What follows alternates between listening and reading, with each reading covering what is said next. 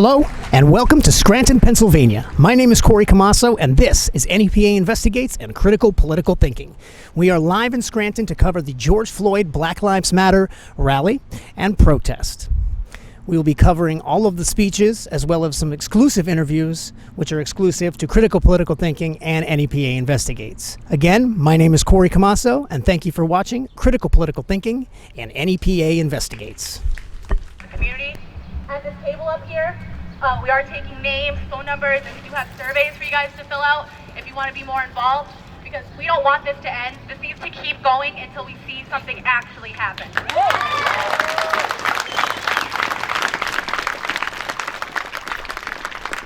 All right, y'all, we're going to get warmed up. Just doing a couple of little chants, and then we're going to march around the square. You guys ready? All right, yes, everybody up on their feet. I know it's hot. Also, like Savannah said, please do not be afraid to take a bottle of water. It's hot, it's sunny. It was supposed to rain, and I'm grateful it's not. We still gotta stay hydrated. All right, we'll start off with giving some respect to those we lost to police brutality, and we're gonna start off by saying their names. All right. So when I say George, y'all say Floyd. George! Floyd! George! Floyd! George! Floyd! All right, this one is going to be a little bit more emotional. I don't know if y'all know. Today would have been Breonna Taylor's birthday if she were alive.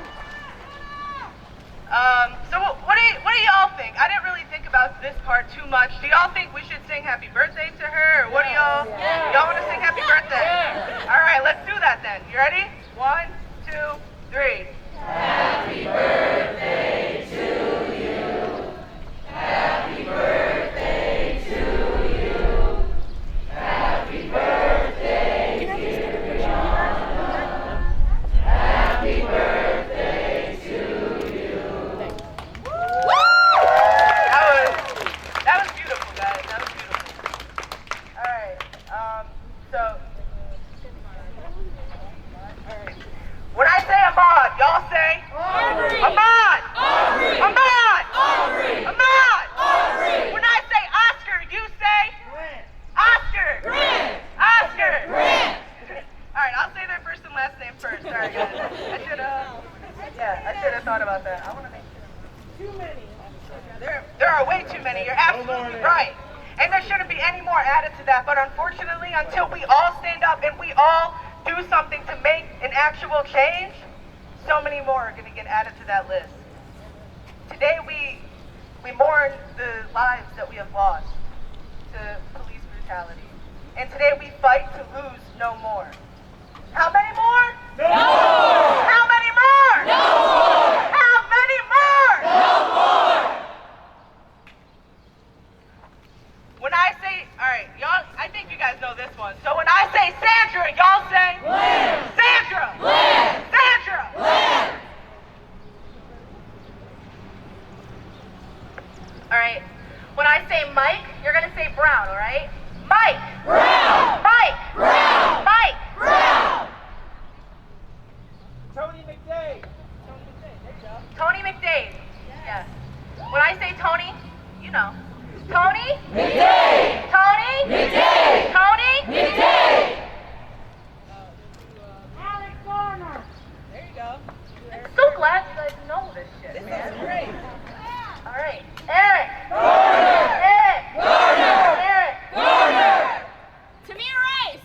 Thank you. Tamira. Rice. Tamira. Rice. I am so sorry, guys. I'm very ignorant. I'm still learning a lot, but I'm very passionate. All right. We're all here to learn. Tamira. Tamir. There's no A. Whoa. Tamir. Rice. Tamir. Rice. Tamir. Rice.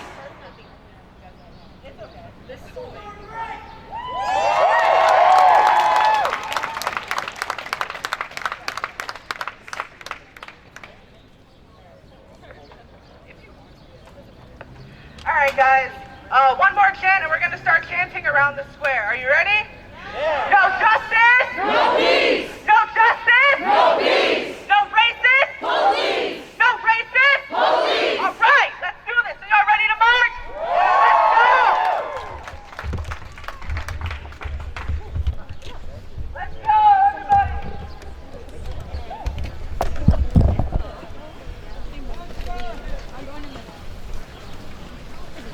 Black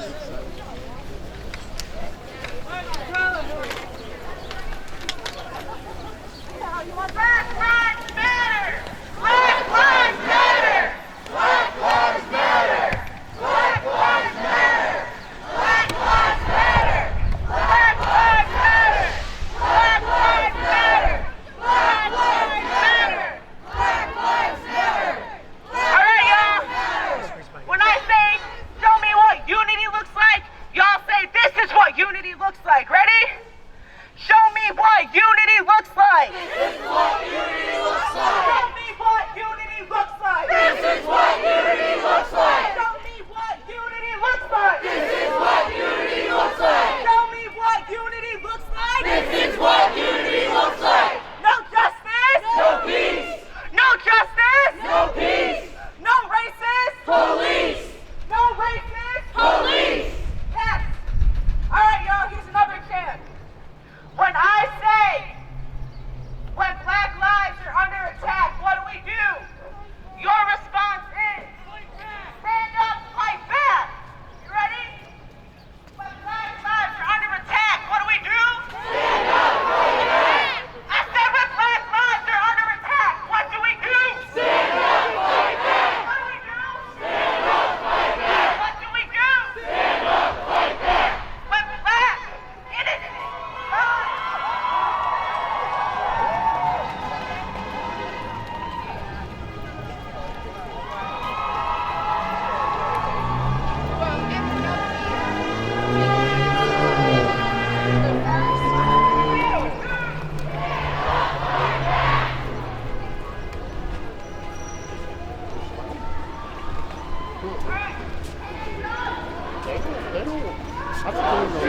They don't want this. Don't shoot! They don't want this.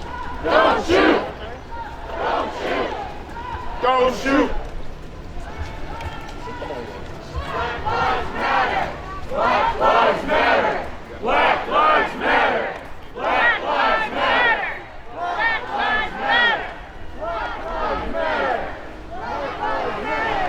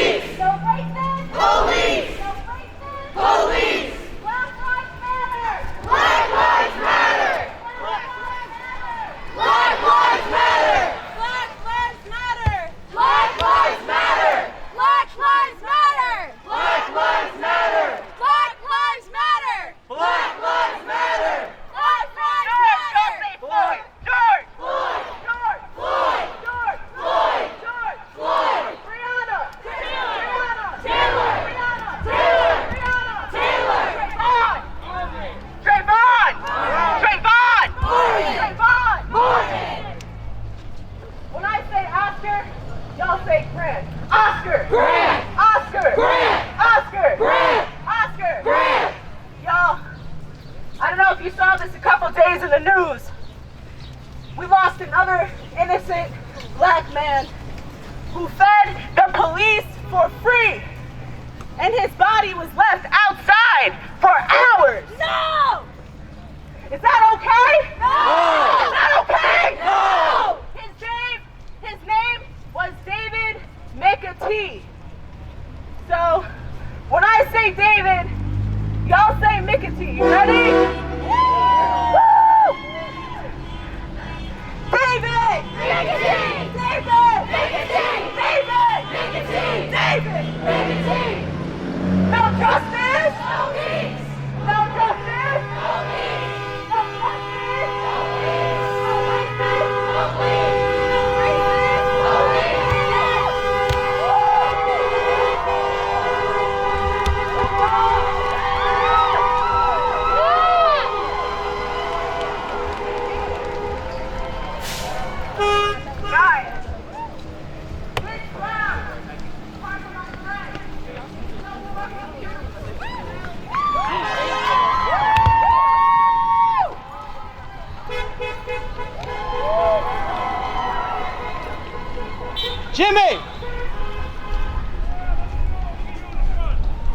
come over in a little bit. They're hoping that's where we end up.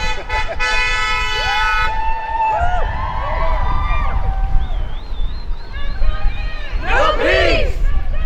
No peace! No peace! No peace!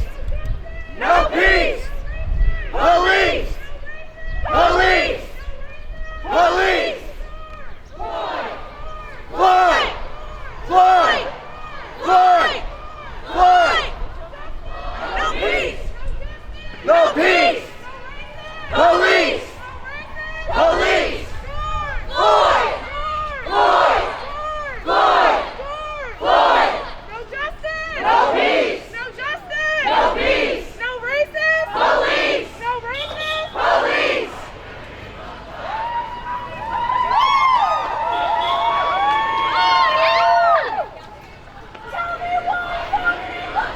This is what unity looks like. This is what unity looks like. This is what unity looks like. This is what unity looks like.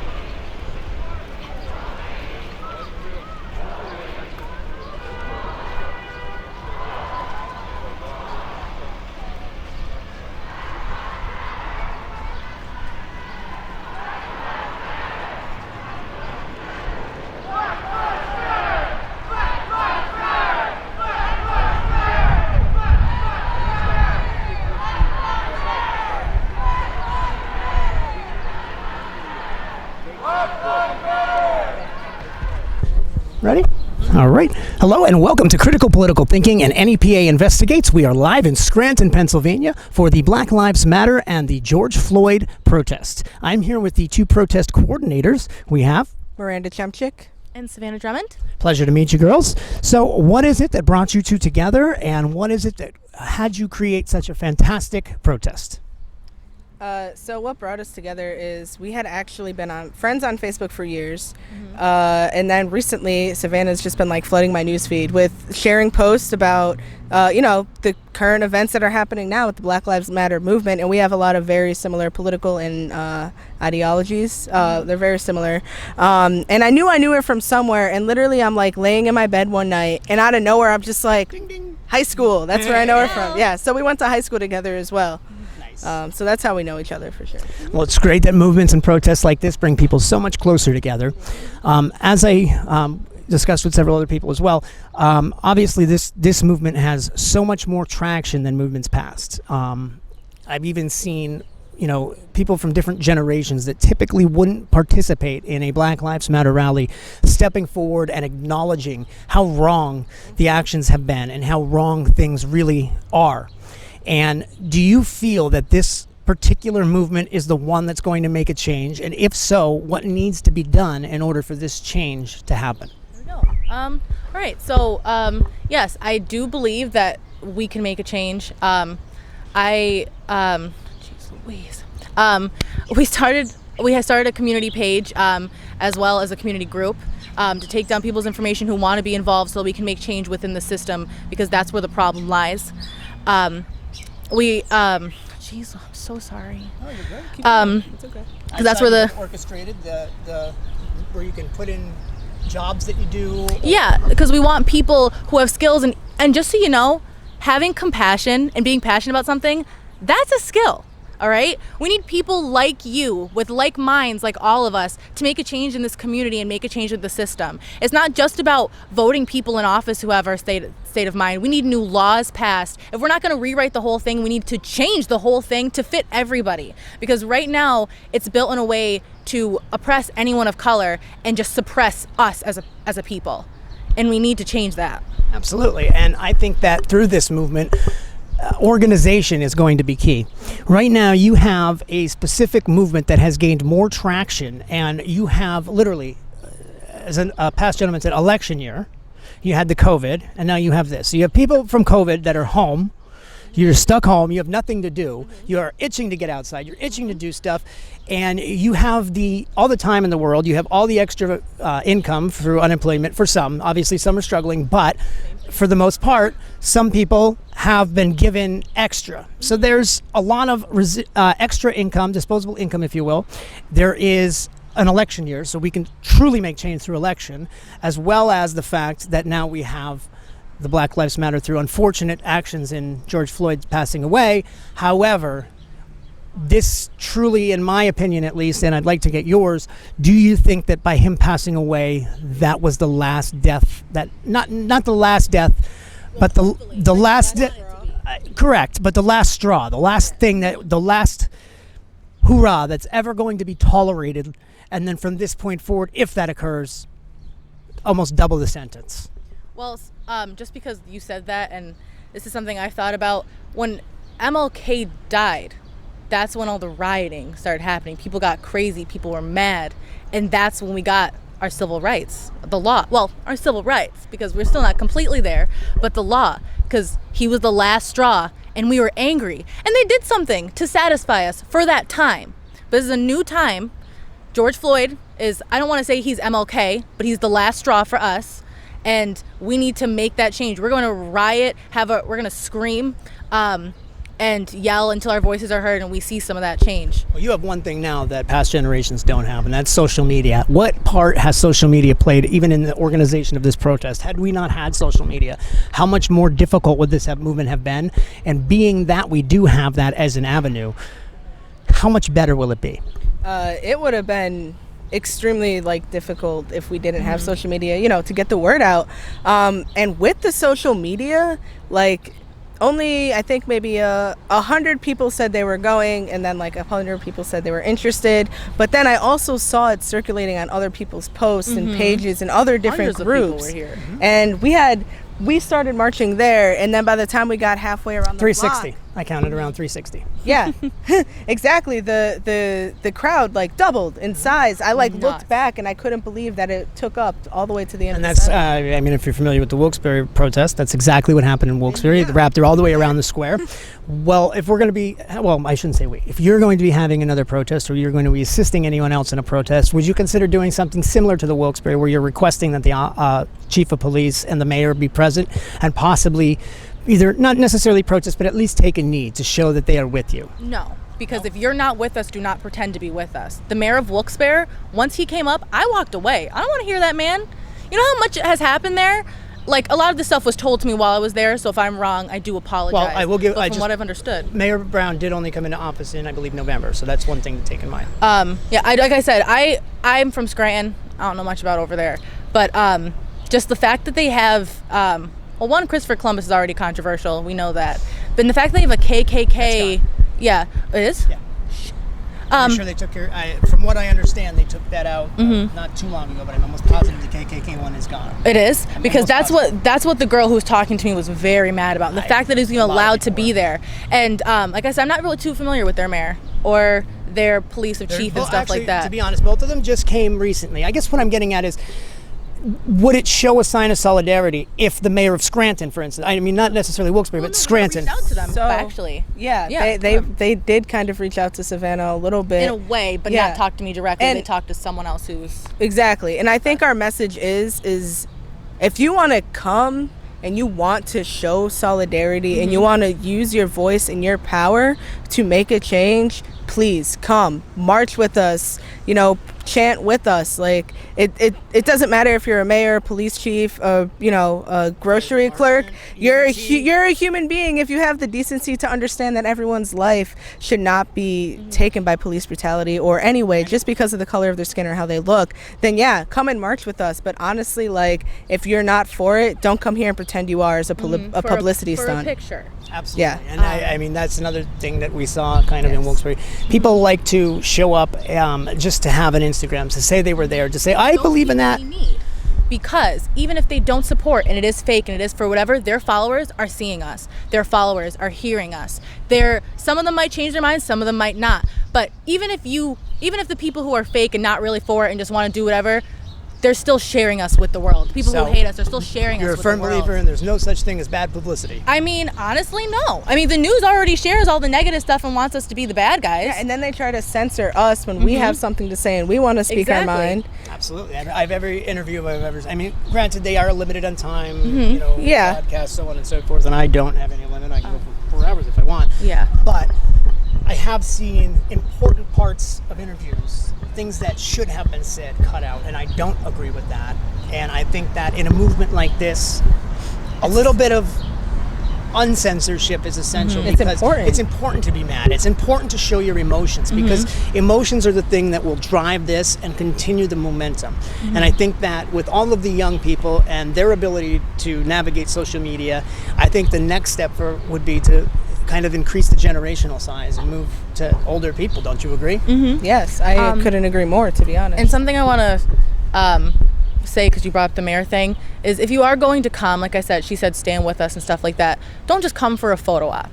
Like, that's another thing about... With a plan. Yeah, it's another thing about the mayor. Exactly. And stuff like that. My friend was actually standing near the mayor and the cop, and he even overheard the mayor say, "How long do we have to be here?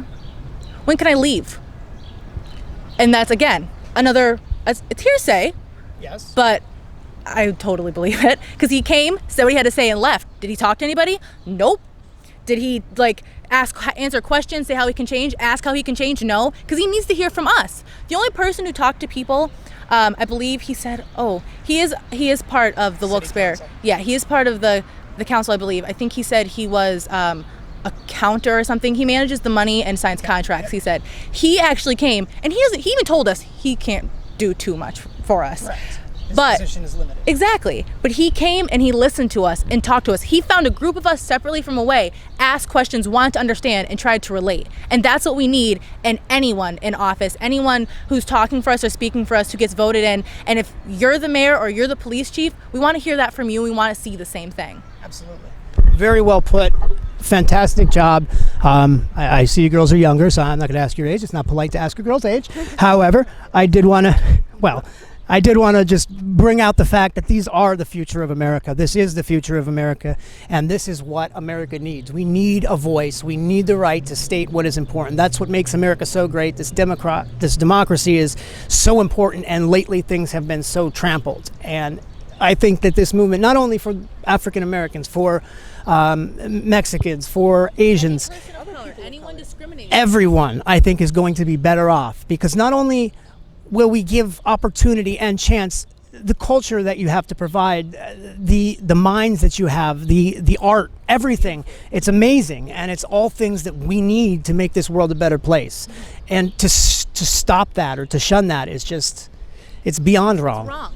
beyond wrong. There's no reason here. for it. There's a right and there's a wrong. Absolutely. If you're with us, you're right. If you're not with us, you're wrong. Yeah, if you think this is opinion, you're This still isn't wrong. one of those. Exactly. This It's isn't one of those nothing. situations where everybody's opinion matters, because this is life and death, and that's the Exactly. difference. This isn't like a pineapple goes on pizza debate. This Yep. is like This is basic, someone's decent life human. worth it just because they're black. Like Absolutely. absolutely. Any color. Absolutely. And if Absolutely. you think otherwise, then no offense. Everyone you're is the problem. equal. And don't even say no offense. We're not here to spare feelings anymore. If you feel disrespected, that means you're disrespecting us. Because if you're with us, there's no way that what we're saying should offend you or disrespect you. No What's way. fair We're is done fair. apologizing. That's basic human rights, and we should all be entitled. Yeah. Well, I thank you girls so much. You did a fantastic job. Hopefully we'll see you girls tomorrow in Wilkes-Barre. We'll be there. We'll try to give you guys good voice again. Awesome. Great. Thank you very much. Thank you. Thank you. Stay safe. That's great. Thanks.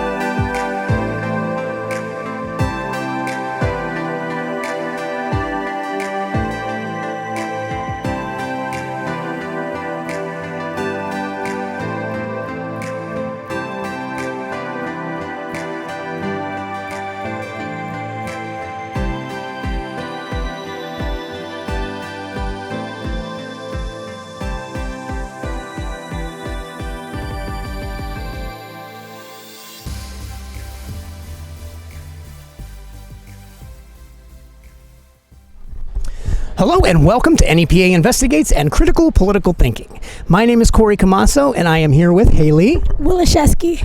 I wanted to make sure that we gave her the respect she deserves, and I can't pronounce names very well. So, we are here in Scranton, Pennsylvania for the George Floyd Black Lives Matter protest, and I would like to pull a few of the attendees aside and get their perception and their view on how this movement has changed things and where we stand as a whole. So first, what brought you out to Scranton today? I know you're from Wilkes-Barre. You've been active in all the Wilkes-Barre protests. It's impressive to see you everywhere. We're everywhere together. All right. But I would like to know, what made you come to Scranton and what got you so active in this movement? Well, I live 30 minutes away from Scranton, so a 30-minute drive here isn't that big of a deal to me. I don't mind to drive. I drive everywhere across the country, so 30 minutes is nothing. What got me so active is, I've always been active with this stuff. When I was in school, I was active with it.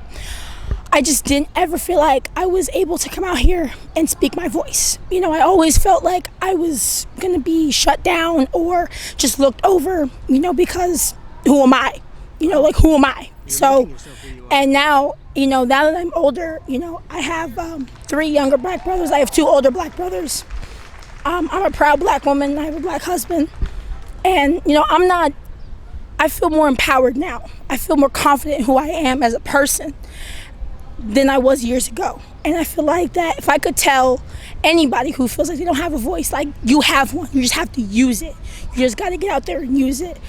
I speak a lot and I speak loud. That's why I don't have a voice, because I scream too much. All right, you got a microphone. But, I have to come out here. I have to make a difference for my people. I have to make a difference for my children and my children's children and my brother's, kids, my nephews and my nieces. Like, I have to do that. I don't want to have them grow up in a world where this is still an issue, because it could be any one of our kids. It could be a lot of us. It could be any one of us picked off the street, and if someone doesn't change it now, it's never going to change. And it's going to be a long fight, but I'm in it for the long run. I'm here to fight. I'm here to stay. I have a mission to accomplish, and that's to make the world a better place for the next generation that comes after us, because that's what's important. Even if I don't live to see that great world, at least I know I made it great for them to live.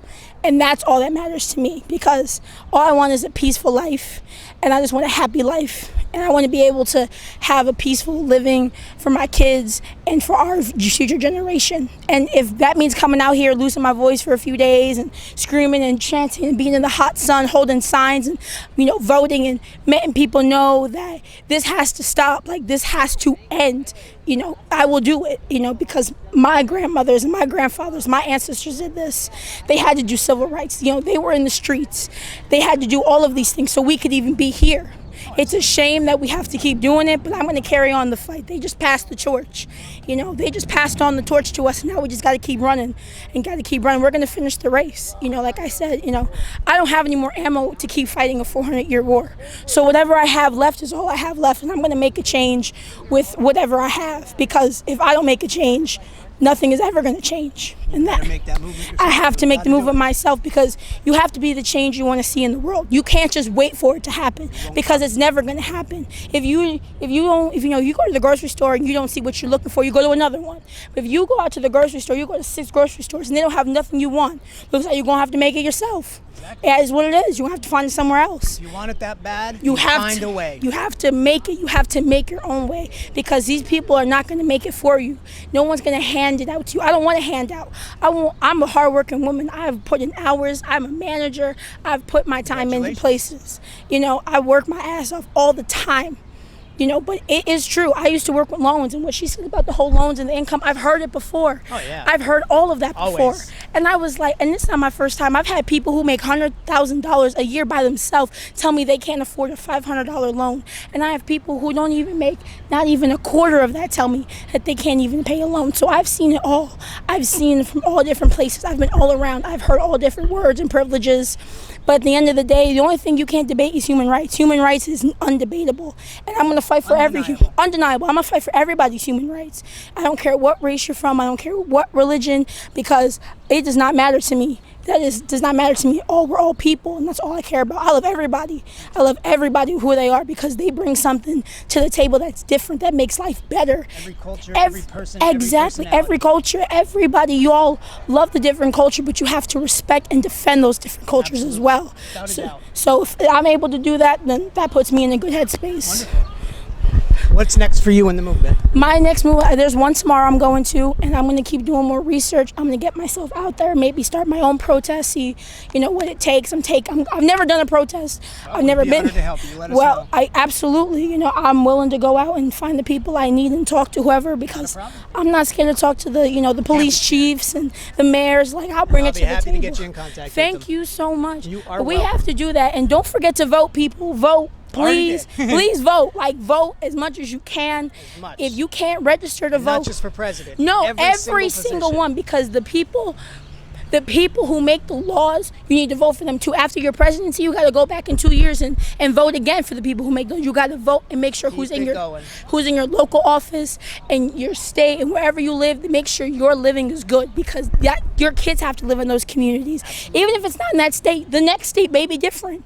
You have to make sure that wherever you go, you're making a positive change in your life and everyone else's life, so y'all can live happily together.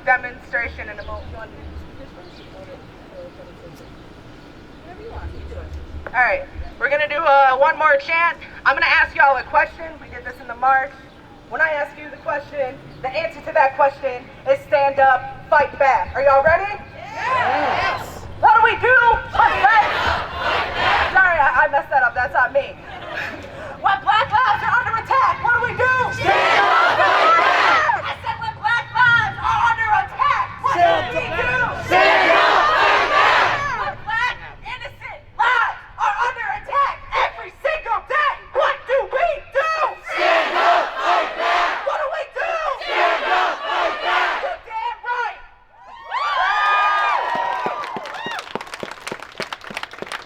All right, y'all.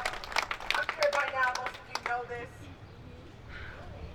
George Floyd was on the ground with a damn knee in his neck for 8 minutes and 46 seconds, begging them to please get off of his neck because he couldn't breathe. His nose was bleeding and they didn't get off. He was crying for his mom and they didn't get off. He stopped moving and still he didn't get off. There were at least three other officers there who stood and watched. There were 3 of them on his back at first. Yeah. They participated. And he begged for his life over and over again and cried out for help. And he didn't get off. Murderers. He's a murderer. How can somebody have the human, how can someone just stand there and know that they're killing somebody while they're crying out for their mom? How can someone stand as a bystander and watch that shit happen and you didn't think, oh, yo, like his nose is bleeding, maybe we should get off?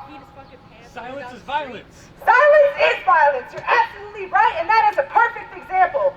What they did to George Floyd, they were silent. They were silent then, but we ain't gonna be silent now. Silence is violence. Silence is violence. Silence is violence. Silence is violence. Silence is violence. Silence is violence. Silence is violence. Silence is violence.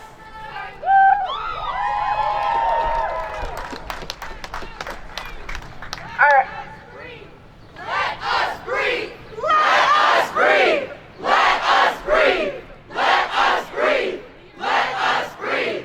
Let us breathe. Let us breathe. Let us breathe.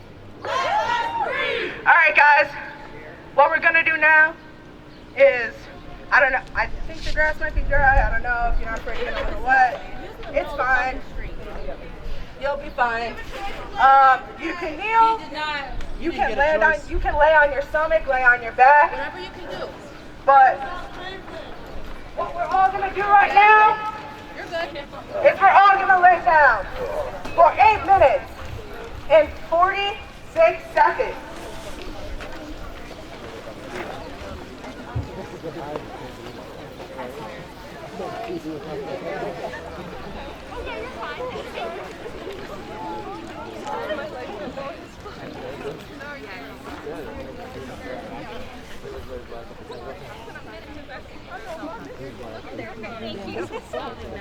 All right, y'all.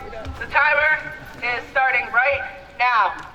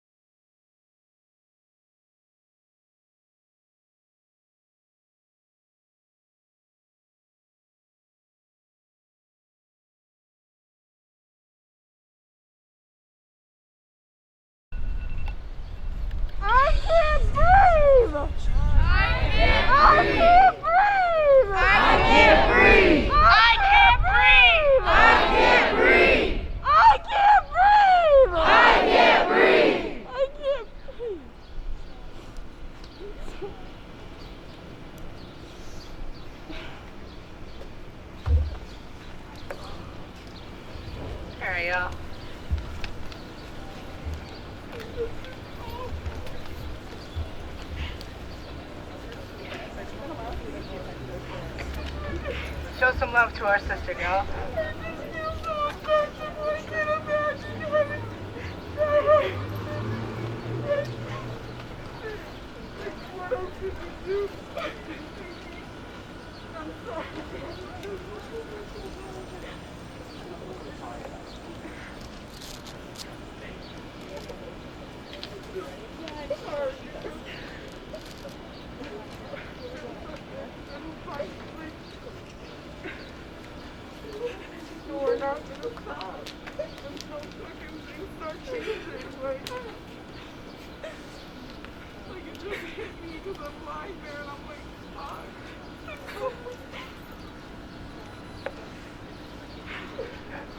Guys, I just want to say something. I am so sorry that I will never ever in my life fully understand what y'all go through every day. And I'm so sorry that y'all have to go through that every single day. It ain't right. And it's fucked up. And that's why we're here today. Fighting and standing up and using our voices to be heard for what is right. We need justice. We need justice for Mike Brown. We need justice for Trayvon Martin.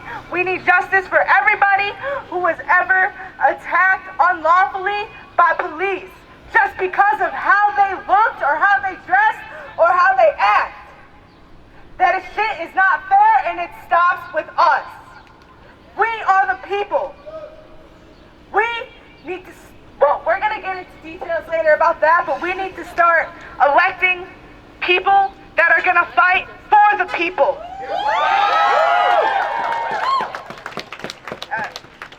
Real quick, I just want, in a couple words, y'all can shout out a couple words. In honesty, I want honesty, that's why we're here. How did y'all feel after doing that? For real? Powerful. Emotional. Powerful. Fucked up. Emotional. Disgusted. Angry. I'm fucking furious. Disrespected. Vulnerable. Tired. Helpless. Tired. These are great. Imagine it with a knee on your neck. Imagine it with a motherfucking knee on your neck. And several officers who took an oath to swear and protect your life. Standing around watching you get murdered. They can't govern someone they weren't made to govern. Exactly. Ready? Pretty much so. I want to say, sorry. Say it again. I just want to put emphasis on how you guys feel right now. How she told you to yell out how you're feeling right now, what that made you think and stuff like that. These tears, this anger, this how upset we are, how fucking angry we are, is so important. And I need you guys to hold on to that, the sadness, the anger. Hold on to that, because that's what's gonna make this movement happen. That's what's gonna make this change. It's not just the police officers, it's the whole fucking system, man. Tear it down! All power to all the people. Yes, you're right. We have the power to change it. I have lots of feelings.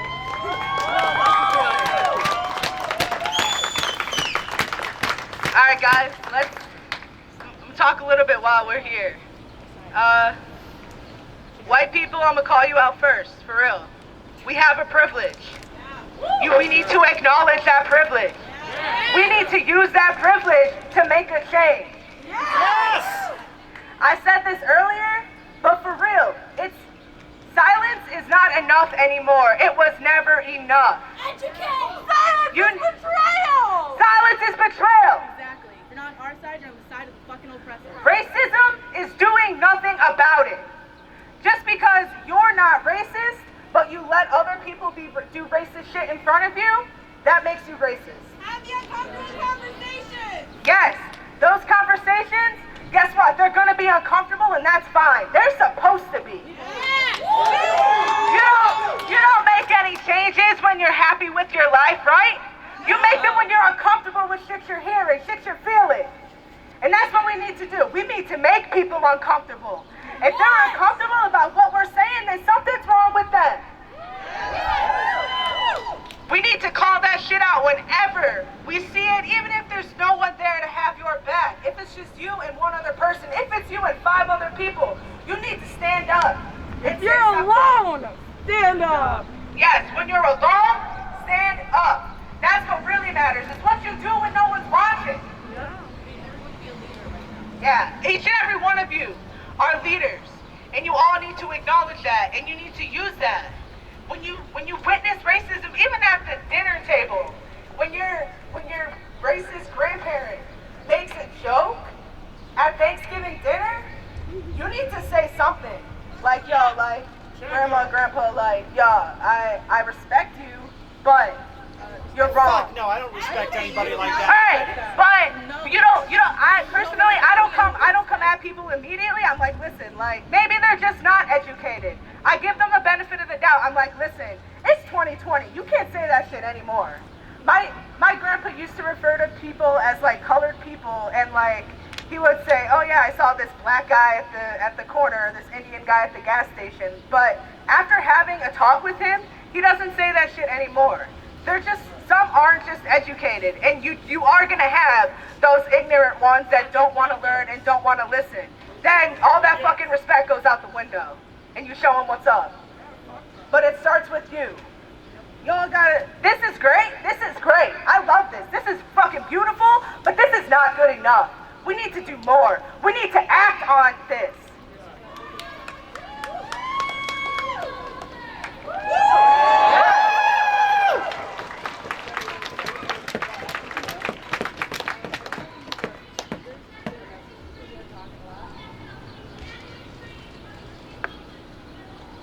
Hey yo, sister, you want to come up and speak?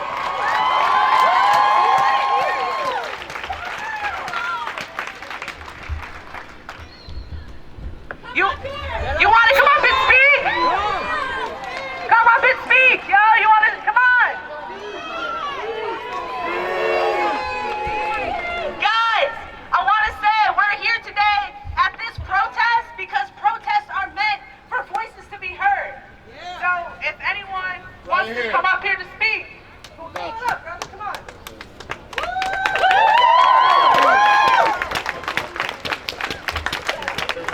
Here.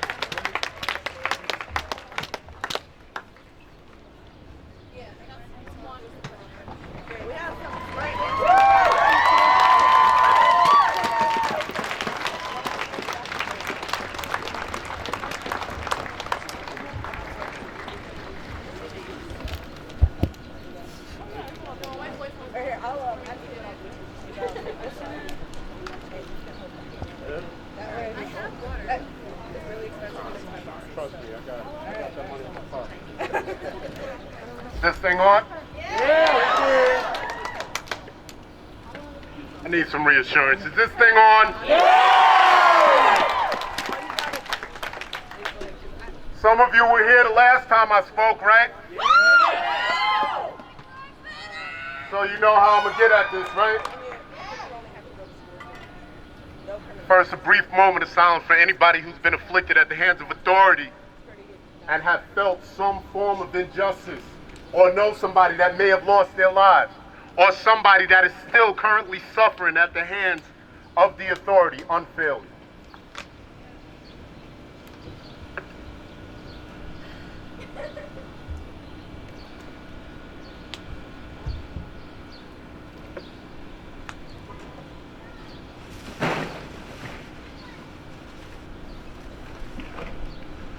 Once again, as I said before, anybody that is within my eyesight, this is my family. This is my family. The first thing I want to touch on is the fact that I feel compelled to come up and speak because I know both sides of the coin. I have been incarcerated. I have gotten my life back, and I'm happy about that. But I am unhappy about the things that are occurring all across the world. To date, all 50 states and 5 countries have joined united to stand for the injustice.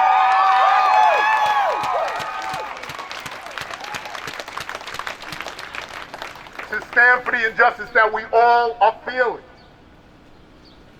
And I heard it was posed like if you hear your grandparents speak racist at the dinner table and whatnot, this is something that I've learned to consider, that there are some people, elders, that have been indoctrinated into a certain way of life, right, that don't know any better. And until we educate them, they're going to continue to act for the better part of their life the way they've been acting. So really, how much of this can I hold against them when they're uneducated, right? When we talk about Tulsa, Oklahoma, right, and Black Wall Street, how many people know about that? Education starts with change. Justice starts with education. Continued gathering and proactive movement starts the change. Let them hear you.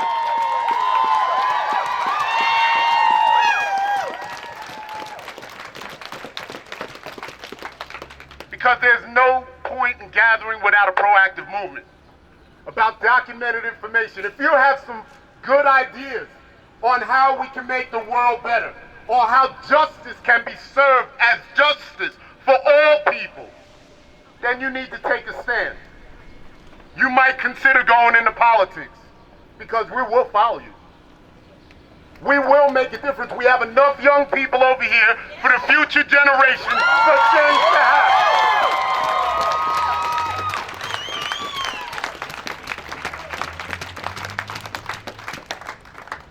I truly believe in change. I know it can happen, because unless I'm out there looking for some sort of, altercation, I don't find it. When I'm courteous to people, they're courteous right back. If I hold the door and you don't say thank you, I don't mind. But should something unfortunate happen, like me being in the wrong neighborhood at the wrong hour of the day, and the authority figures come upon me, it should be that I just answer some questions and that should be it. What am I doing here? Because I'm allowed to be here? What are you doing in this neighborhood? If I'm up to no good, I think that the officers that we rely on are pretty vigilant to understand and recognize that. Am I right? I don't want us to vilify the authority. I don't want us to feel threatened by the authority, but you must know your rights. You must educate the people, the young people in your families, about your rights. You must educate them about what is going wrong in the world today. These are the discussions we need to have. Take the young people for a walk. Say, yo, come on, listen, let me take a walk with you. I want to talk to you. I want to talk to you about something that's deeply personal to me. Something that hurts me and can hurt you. This is painful. But this right here that I'm looking at is extremely encouraging.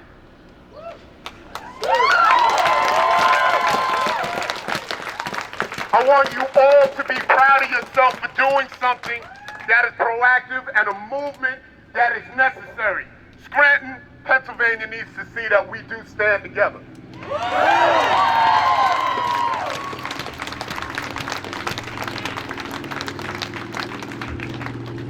And with that, I'd like to close by saying George Floyd's life loss was extremely unfortunate and painful for all parties involved. Everybody derives from the African if you don't know your history. It's deep. It's really deep. But, see, the African breeds all colors and all races. That's why we're all here. Right? And that's why I can say, on behalf of all those afflicted, and George Floyd namely, thank you. I love you. And let's keep this positive movement going. Thank you.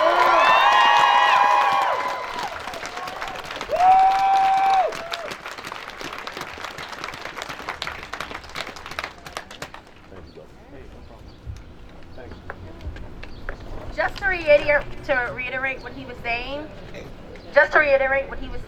I see a salt and pepper crowd here. I see so many nationalities, black, white, so many different ages, and that just illuminates my soul. It makes me feel so good, and I just want to say thank you on behalf of myself and my little cousins, my brothers, my uncles, because they're little black boys and they're black men. And I'm telling you guys, profiling, it exists. The cops have been called on me just sitting in front of my mom's house waiting to go inside. It's real. You don't experience it yourself, but it happens daily. So just...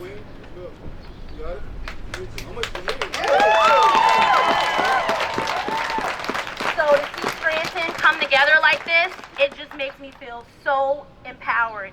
And I was just taking a jog, you see me, and I just had to just get involved because it lifted my soul. So give yourselves a round of applause for coming out here today, and I just appreciate it. One thing, I'm not down for the looting and the violence, so you guys being peaceful, give yourselves another round of applause. That's right.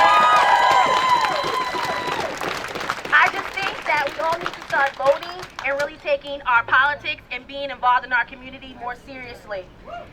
The older people instilling different things in your children, changing those negative stereotypes. Young people, we're the new generation birthing the next generation, changing those negative adaptations that you had about people, changing all those ideas and negative things that were passed down from generation to generation. That's where it starts and that's where it changes. That's how I feel. One more thing I'm gonna say as far as for the police officers, I know you guys are getting up every day at 7, going to work, and you're working hard and you're trying to make a life for your family. But you guys need more training, and that's where it starts too. I think about things, I'm a realist. I think about things from a logic point of view. If you have to be a lawyer, to enforce the law, you have to go to school for 4 years, then you have to apply for law school, get accepted, then take the bar. That's what you need to enforce the law. So I'm not totally competent on how long you need to be a police officer, but it's not 8 years.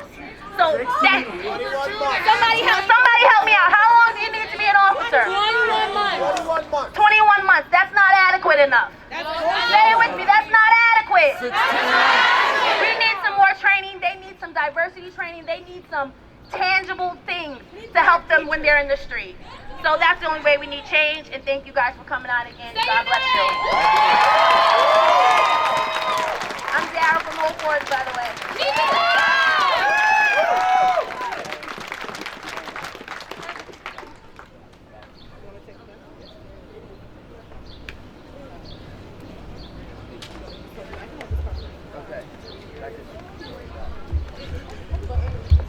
Okay, so I'm new at this. I really don't speak out and stuff. But back off what the other lady, I don't know, the other lady, back off what she was saying is the politics. We have a president that's not even, keep calling us thugs. Thugs. Yes, baby, speak up. Speak up, please. Thugs.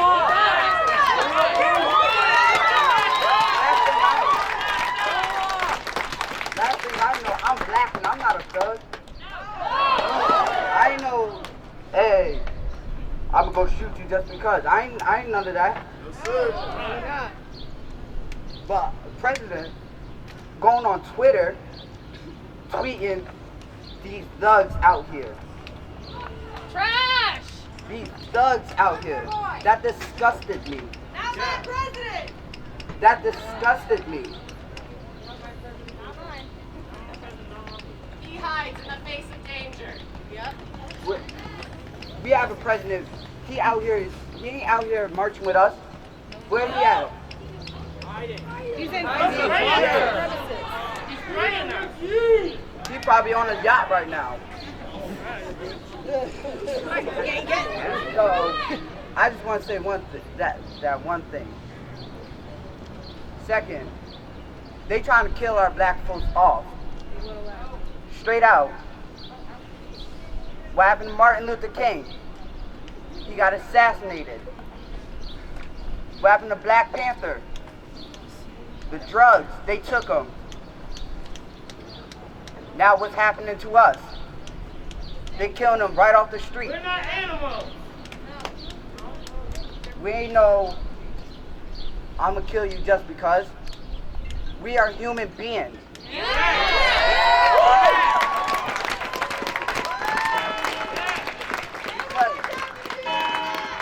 Just because I'm a different skin tone as you might like pepperoni pizza. I like pepperoni pizza too.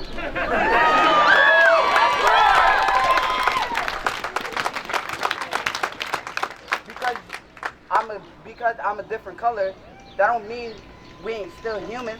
We all bleed red. You're right. Technically, we all connected. You hate skydiving, I do too. It's all that. How many black people had the cops shot, killed? Hey, I'ma just grab my wallet because you pulled me over. Oh, that's a gun. They shoot you right in your car. I've been hounding my mom to come out here and protest because this is disgusting.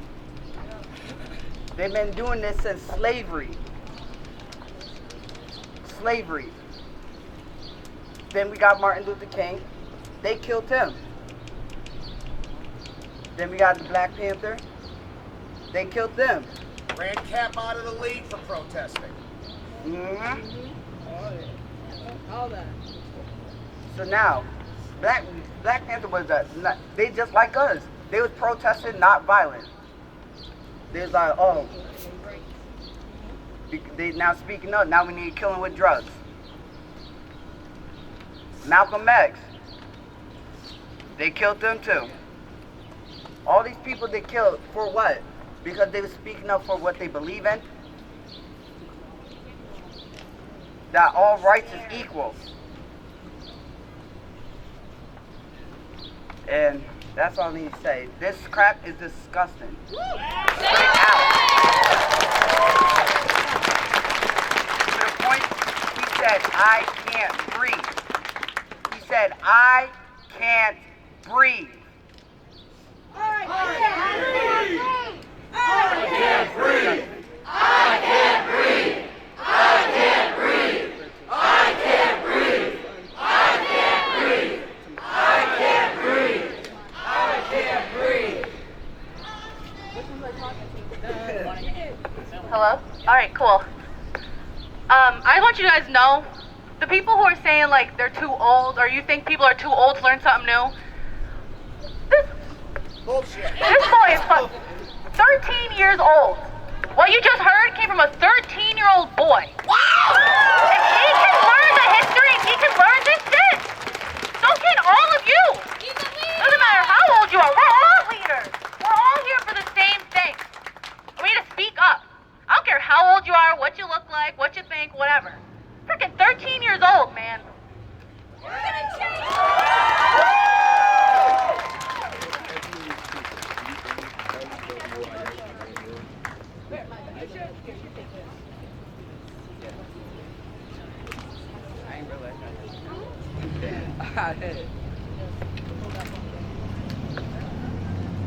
That was my son.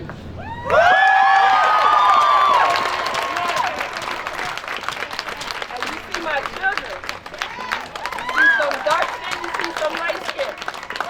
Let me give you a family history. We are a blended family. I came with 4, my husband came with 3. My 4 are all black. And my 3 are half white and half black. Woo! We are very educated.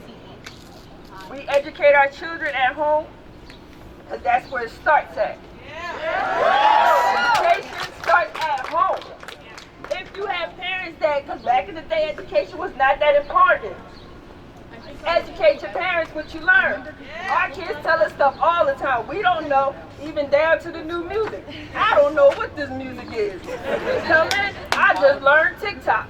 Alright, I'm behind the times. So we have to listen to each other, just like we gotta listen to the kids gotta listen to the parents. We out here have to listen to each other. Black, white, Hispanic, wherever you come from. As my son is holding up. Pay attention to the one where I say is face the fact we are here to stay. I grew up in an era where I was told, go back to Africa. I wasn't born there. Get back on the boat. I ain't never been on a boat. I was born here just like you was. And no, I'm not going to a place I wasn't born to. And I wasn't getting on the boat unless I'm going on a cruise. It's time to take the fact that all of us that are here, we are here to stay. We ain't going nowhere. We are here. The president called us thugs. He done called us, half of us shitholes. That ain't none of us. That I don't even know what that means. I wasn't raised no thug. Thug is not on my birth certificate. I don't know why you calling me that. We are not thugs. We are all human beings of one race, the human race. We all bleed one color. Some of y'all might think y'all bleed blue, but check yourself right now and you're going to bleed red just like me. So then you not blue, you not royalty, because they bleed blue too. Unless they dying and somewhere off to the side, but they bleed just as us, red. My kids here, as you see, we're a blended family mixture. And to give you one quick story, one here, she got in trouble in school. Now, she blends in straight with the white people. Sometimes when we at places, we gotta find her ourselves, like, where's our child? But when we came up to the school, as me and my husband, two black parents, they looked at us funny, and I'm like, we're here for my daughter. This your daughter? Yeah, why wouldn't she not be? Why would she not be? And then next thing you know, they want to start treating her different. No, don't treat her different because you thought she was white. In our house, we don't teach, oh, you black. No, we recognize their white part. Let me tell you something, my son here likes country. So we have to listen to country. Don't care for some of it, but we listen to it. Just want some like to listen to rock. I just learned who Billie Eilish was. I didn't know who that was. So we listen. I educate on both sides. You know, my daughter, she like black people, as y'all know, we like our meat well done. They like medium rare. Whatever. That's what y'all gonna eat, just don't waste my food. You know, that's how we keep it.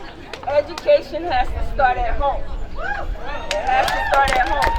And we need to make sure, and another thing that I would like us to do also is, as people pay attention to the politics, we also need to get more of our black people into these senates. Into these Congress, into the House, for them to speak for us so we can get more laws changed. We need to vote these people in. The ones that are sincerely for us, not the ones that just want to ride the coattail of whatever president is in there. We need the ones that really want to fight for equal rights of all colors for everybody. Everybody. Because just like there's poor black people, there are poor white people. Just like there's poor people, starving, Hispanic, all of us. It's in each race, it's not just black people. Every race has the upside and the downside. They want to tend more on our side, but recognize all. We all need help. We all need our voices heard. We all need the rules changed. Yeah, we have laws, but the same laws that would go for the white person is different for the black person. This one to rob a store, they'll let him go. Let my son rob the store, I don't know if he's gonna come home. We need these laws to be the same for all. If the white boy robs, he needs to be persecuted just as well as you will persecute the black person. That's all. Like, we just need to stand up. We need to recognize that every one of us, we're here to stay no matter what race we are, what creed we come from. We all fight the same thing, the human race. Keep in mind, the human race, we are all human beings. We all bleed the same color. We all need to fight for the same thing. Equality, housing, food, Education. Opportunities. We need the same opportunities. We are just as smart, every single one of us, as the next person. I have a son right here. Tallest one, 6 foot, taller than me. He is autistic. But he can run down everybody's birthday, I'm guaranteed, if you give it to him. Knows his numbers. He's my home accountant. He's the one counting money for us. But I'll be scared because, you know, they don't know where he is. I don't protest, oh, he's autistic. So I don't know sometimes if he go outside, is he going to come back because they don't understand. If they say put his hands up and he don't know, it takes him some time to think in his mind, what am I supposed to do? I fear for my children because they are killing the black children off from teenage to, as my daughter has here, Tamar Rice. They ain't check to see if his gun was real or not. Dude just came out and shot him. To all the way down to George Floyd. They are killing our children off from young teenagers all the way into the age of about 35 to 40. We are at the point that now when we see wrong, we must speak up. Yeah. No more silence. No more silence. We are strength in numbers, just like we are now. Strength in numbers. We all need to speak up. We have to say something. We cannot no more turn a blind eye, especially when we ain't blind.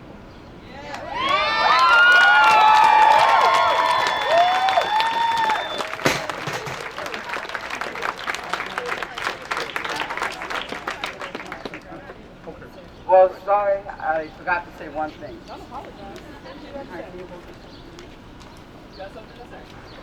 Well, I couldn't fully color it in, but I have a black box. That black box is for all the black people who were put in jail for mistake. Not killed, but put in incarceration.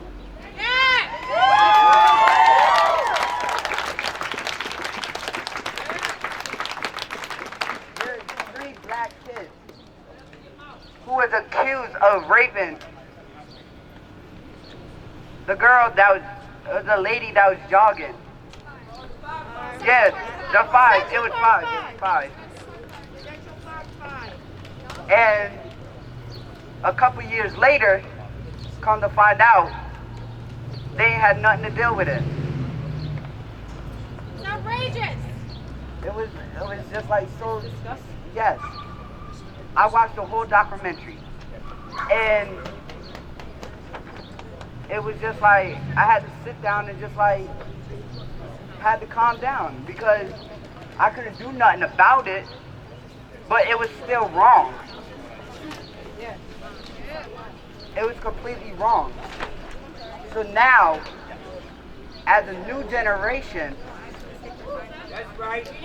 everybody from here to here, back there, up here, everybody need to stand up for what they,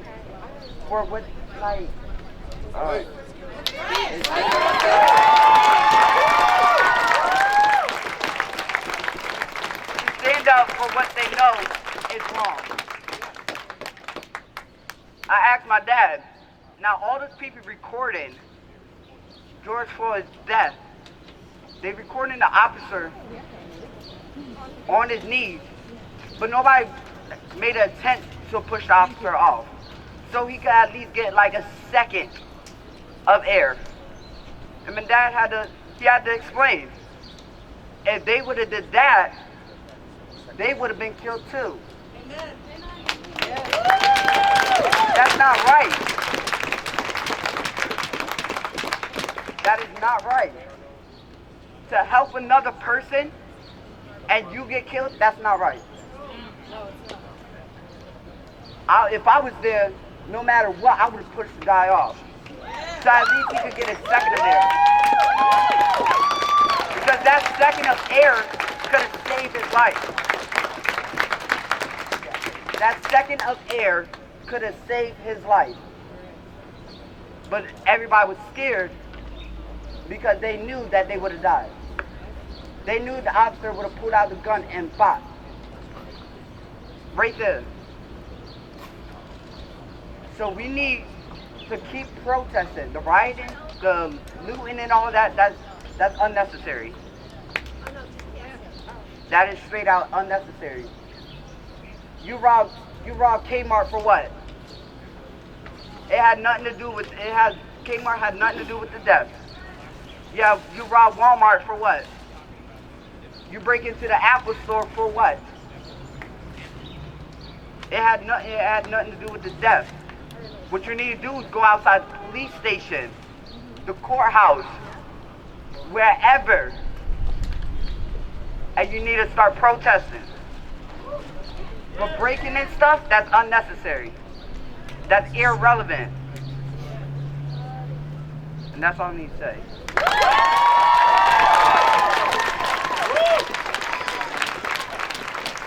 Guys, I just want to say thank you to everybody who has spoken so far and everyone who's waiting to speak. I love it. We're here to make our voices heard. It's hot out. I'm glad it didn't rain. Again, for those we have water over in the cooler. We got some snacks. Stay hydrated, please. Also, when we're speaking, I love all of the beautiful, inspiring words that we're all saying. But just remember, we got to give everybody else a chance to speak too, and to just, it's called pass the mic. I don't know if y'all have heard that, but try to step back a little bit and then give somebody else a chance to speak.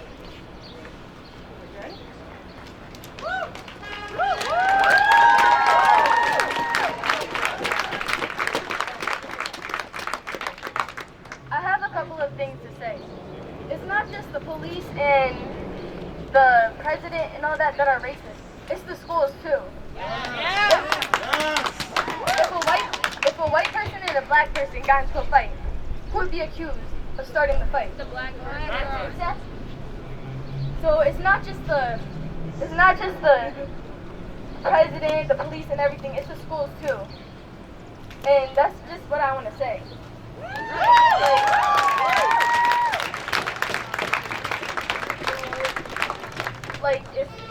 If a fight happened, the black person will be accused immediately.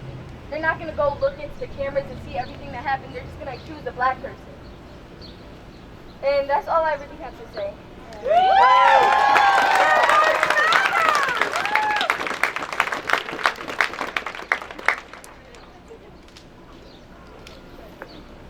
How y'all doing out here today? My voice is exasperated. I was just at a protest yesterday, so I take every opportunity that I can to speak on a platform regarding this matter. I promise you I'll be brief, I'll be blunt, and then I'll be gone. Whenever I take a platform, there's three things that I'm interested in doing. The first is igniting passion. We have the attention of not only this area, this nation, but the entire world. The struggle never stopped, we just went to sleep. But this death has caused an alarm and the commercial is over. It's not just police brutality. When our brother yelled out, "I can't breathe," he echoed the sounds of black people in America for 400 years. The knee of systematic racism has rested on our necks since slavery. Every time we rise up and scream out, "I can't breathe no more," they kill our leaders. They indoctrinate our next generation. I am so excited about what time it is. Everybody needs to check your watch, because old America, your time is over. This next generation is bold. This next generation is fully aware. And this next generation just woke up. Our protests are so important. But the second thing I come to do is challenge everyone under the sound of my voice. Where do we go from here? The protests bring the attention that we need to the agenda. But please don't get it twisted. This is just the beginning of a tedious battle. We have to chip away at systematic racism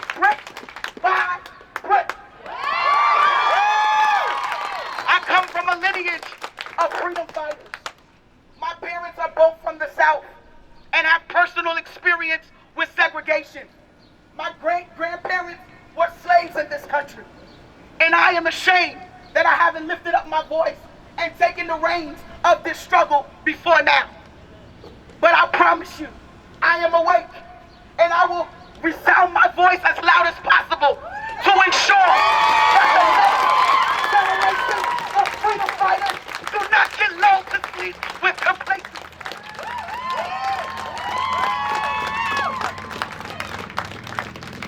It starts here, but we have to consider the next steps. If we don't have a seat at the table where the discussions and the laws are being written, our voices will eventually be snuffed out.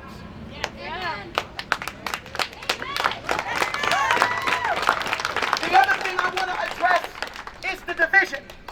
Let me educate you about struggle and change. Since the days of slavery, black people have relied on our allies to make things change. We are all sisters and brothers, whether we are the same color or not.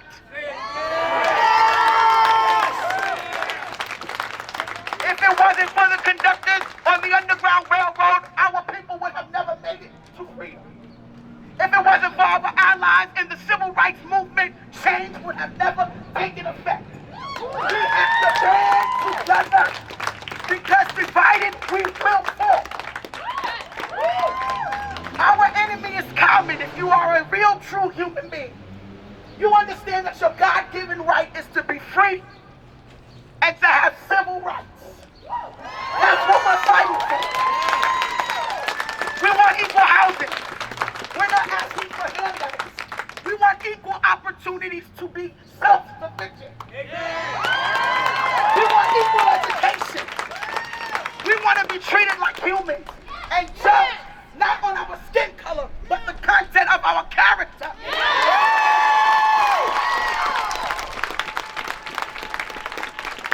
The third thing I want to leave with you today is hope. I am a true believer in seasons and times. The season for racism has passed. The time for equality is here. Seize the moment.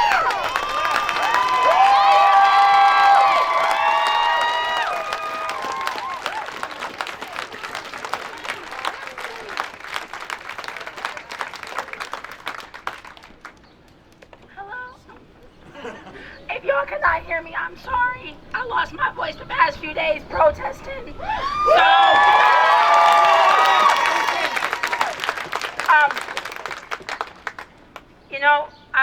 I'm nervous right now. I'm not gonna hold you.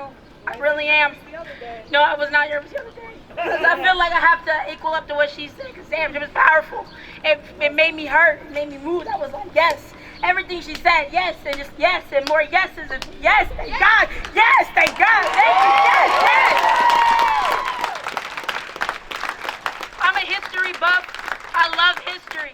I do all types of history research. I spend my days watching documentaries for hours. Ask my husband, he thinks it's terrible and it's annoying. I make him absolutely bored, but I'm fascinated. I did a little bit of research, and it broke my heart, the stuff I was reading. I want to bring attention to a story I read. I don't know if y'all ever heard about it. His name is Claude Neal.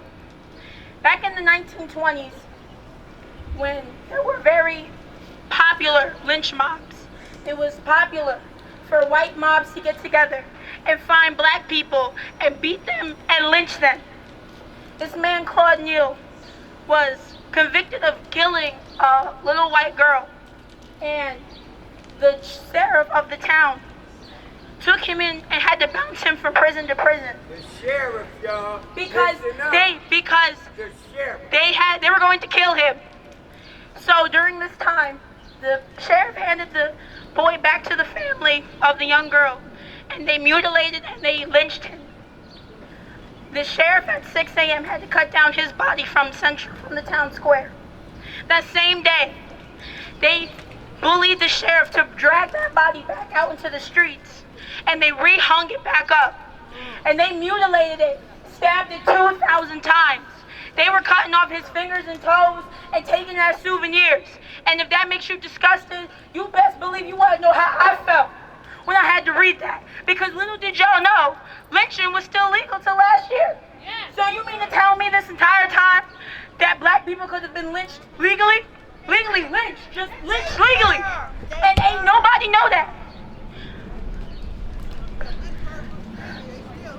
It's hard for me to talk because I am hurt, man. I'm beyond hurt. As a black woman in America, I will never be ashamed of my color. Never. And that's what they want from us. They want us to be ashamed.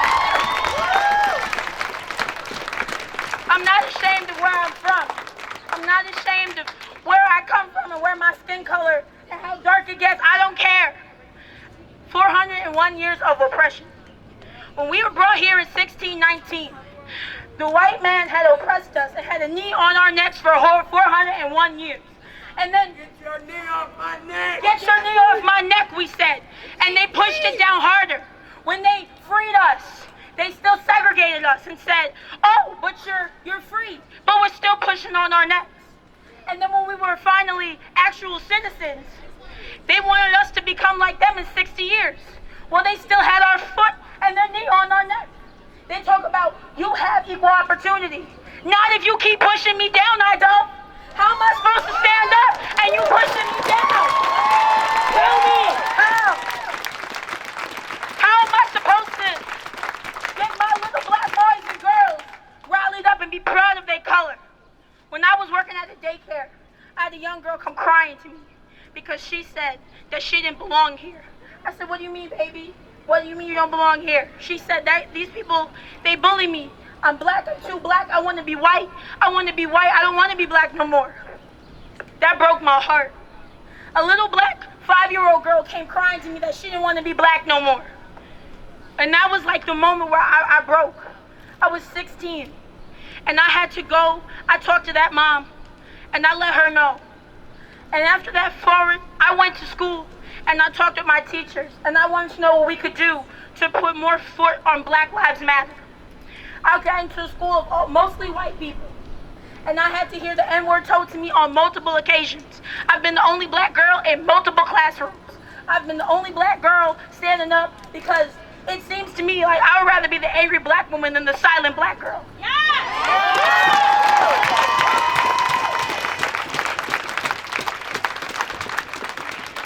I come also from a blended family. Alright, my last name, my whole name is white. It is Haley Woliszewski. That is, I have a Polish last name. Alright, listen, I get it all the time. You know how many times I've had job interviews and housing to go look at, and cars, and they see me, and they go, oh, I'm sorry, we have the wrong person. I've had that before. I'm only 19. It's happened to me too much. I've been pulled over multiple times because of my color. And every single time, it has felt like my life was in danger. Absolutely. Every time, because they show me that gun first. That's all I've ever seen first is that gun. When they pull up to the car, it's always the gun in their hand. And I see it, and they know I see it. When I saw that, I couldn't even watch the video of George Floyd, because when I tell you that first few seconds, when he says, officer, I can't breathe, and you can hear him pushing down on his neck, I had to stop. Yesterday, when we sat down and lay with our hands behind our backs, I cried for hours. When I got home, and I cried right there on the floor of the protest. I couldn't even stand because I was just I just felt hurt. That weight in our chest as black people, that weight has been there for 400 years. It's gonna be there for a while, but we have to make a change now. Because if we don't change now, our kids and our grandkids and their kids gonna have to do this too. It's gonna be a long fight. Please. It does not stop today. It doesn't stop tomorrow. I don't care if those 4 officers were charged with murder. Breonna Taylor's killers are still out there. What about her? What about her? That girl could have been 27 years old today. And she's dead. And she's dead. Where's the justice for that? There is no peace when we can't get justice. They want to bring up this Constitution. In the Constitution, black people are 3/5 of a human being. And you want me to care? I don't care. Change the rules, change the system, and maybe I'll stop.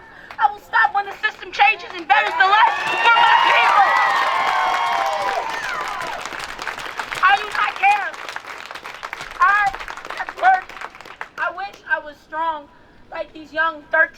14-year-old boys and girls.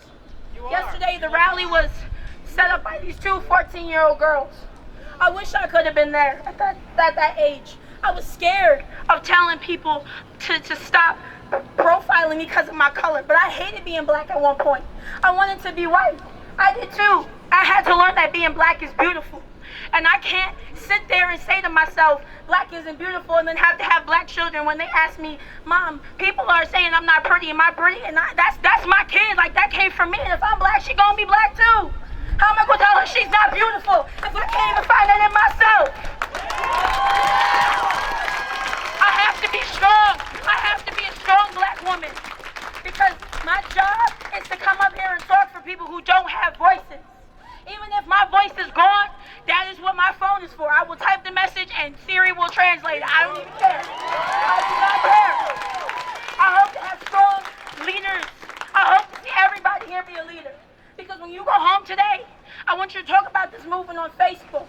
And I'm going to just back up what everybody else said. When you see your family being racist, you better stop them. You better correct them right there. Let me tell you something. There's 7 billion people in this world. And if you think you're not going to piss some people off, let me give you a reality check. Newsflash, you're going to piss a lot of people off. You're going to piss off a lot of people. Let me tell you though, all them people you pissing off, they mad because you're right. You make them uncomfortable. You pushing them. You're pushing them out of your comfort zone. You letting them know that you're tired of the shit you see because it's not fair no more. I had people yesterday who I went to high school with apologize to me because they said, Haley, I'm sorry that I let these people be racist to you and say these negative things to you. And when you were standing up for yourself, nobody stood up with you, and I wish I did.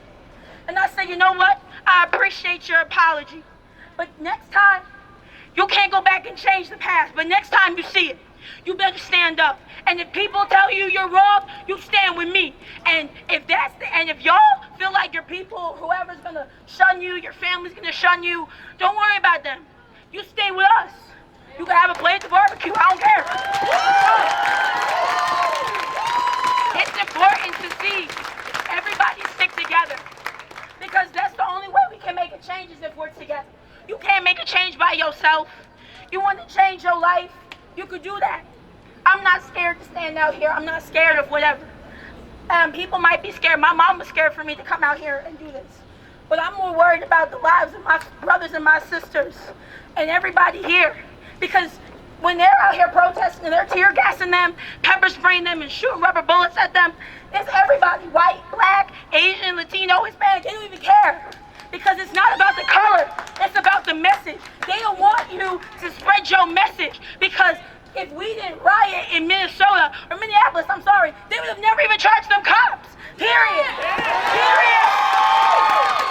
It's because when Martin Luther King Jr. was shot, 110 cities rioted, and then the 1968 was passed. This shows that that we have to do all this extra, all this protesting, standing outside these offices, letting cops know, calling our mayors for basic rights. Why do I gotta call my mayor for a basic human right? Why do I have to do that? Please tell me. Why?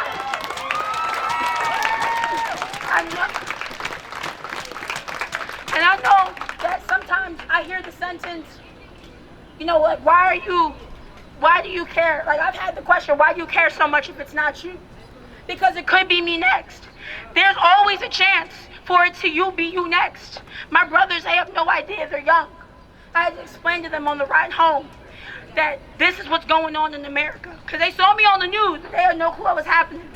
I said, let me tell you, I'm out there fighting for you. I'm fighting for you, and I'm fighting for you, and I'm fighting for all of you.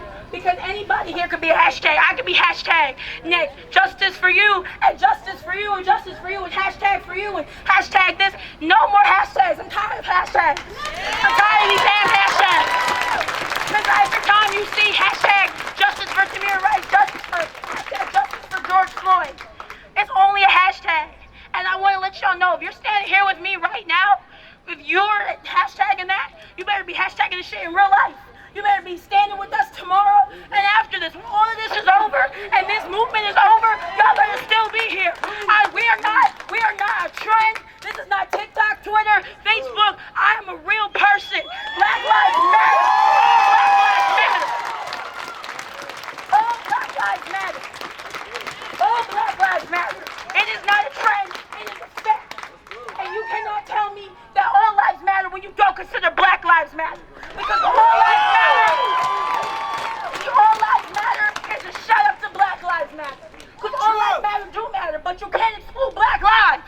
Don't even try it. I'm not gonna let it happen. And every day y'all wake up, and if you can't stand seeing it on your timeline, good. I hope you hate it.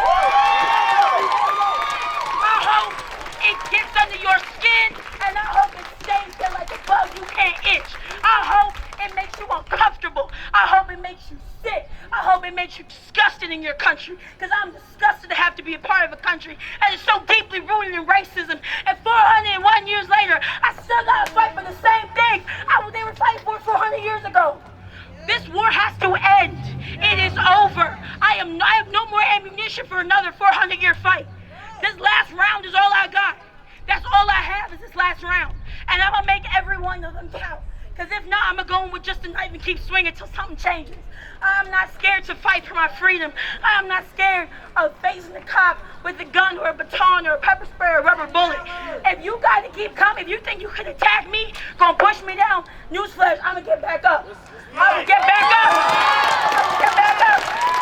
Because it's not about how hard you can hit somebody. It's not about how hard you can hit somebody. Because if you ever see Mike Tyson fight, I've seen this man fight. I've seen him take hits to the face, and he still knocks him out 1, 2, 3. That is what the Black Lives Matter movement. You can throw as many heavy jabs hits as you want. Go ahead, keep coming on. Bring them on. I'm not scared. Keep bringing them. Yes, hit me harder. Because when I knock you the fuck out, you're going to be out cold. That's it. I also want to say thank y'all for coming out, because this is important. This is important for all of our lives. Because eventually we're all blended together as family. I see you all as my family. Everybody is my family. Everybody who I choose to be in my family is my family. I don't got friends, I got family. That's it to me. There's no friends, I only have family. I have people I stick up for. I have people I love, and I have people I will fight to the death for. I will scream, and if it's any one of y'all, I'll be screaming till I have no lungs, breath in my lungs, till I lose my voice. I will scream for everybody, because we all got to do this. It's not alone. We're not alone no more. We got each other. Look at your neighbors on your left and your right. Tell them thank you for coming and supporting you, because it's important. Black people, we need to be thankful for these people coming out to help us, because it seems like when we do it alone, they want to push us down. They can't get us all. They can't get us all. No more are they going to kill our leaders, because we're all leaders. They can't get us. They can't push us down no more. It's got to be over. It has to be done. We have to keep fighting. And it's going to be a long fight. Because yes, unfortunately, we're going to have to call the mayor and the governors and the senators and write letters and emails and go vote. Because it seems to me that they don't understand what it means to be a human being. Everybody is human. We all bleed red. Just like she said, everybody bleeds red. Nobody is better, no one's above anybody else. I'm on the same level as y'all, but I'm going to elevate us all together. Because if I learn, I'm going to teach you. And then you teach your friends. And your friends teach their friends and their kids. And everybody learns. And hopefully today, in a few years from now, y'all can look back at this. And you could teach your kids about what you stood for. And you could tell them that you was a part of a huge civil rights movement to make the world a better place for them. Because let me tell you, it all comes from the home, like she said. From the home. I grew up in the black community and I was accepted. Everybody was accepted. I left my black community and then we were no longer accepted. And that was an issue that I did not understand as a 7-year-old child. I didn't get it. I didn't know what my mom said. She didn't want us playing with Nerf guns or water guns. Now I get it. Now I get it. Because we would have been killed. You would have been killed. I know why my mom said if you're going with a group of friends, you better have a white friend in there. Because they're not going to get you if you have a white friend. I didn't understand that. But now I get it. I have a life I want to live, and I want to live a peaceful life. But when I go out on the street, when my friends, my brothers who are of color, they go out on the street, I don't want them to fear for their life. I want them to be able to look, at a cop and be like, you know what, my life isn't in danger. Because it shouldn't be in danger. They're supposed to protect us. And right now they're just taking advantage of their power. Believe it or not, they take advantage of that badge. That badge is supposed to protect us, not oppress us. Let me tell you, I didn't even know this, but apparently the police started out as a way for people to find black slaves and bring them back to their masters. I was like, wait, I don't understand. Wait, how are they supposed to protect and be with us and make us feel safe in our community? But that's their origin. And it just shows 400 years later, it's still showing. And people who don't want to be educated by this movement, your ignorance is showing again. Sit down, learn something, open up a book, do some history. You're not better than nobody. You're not.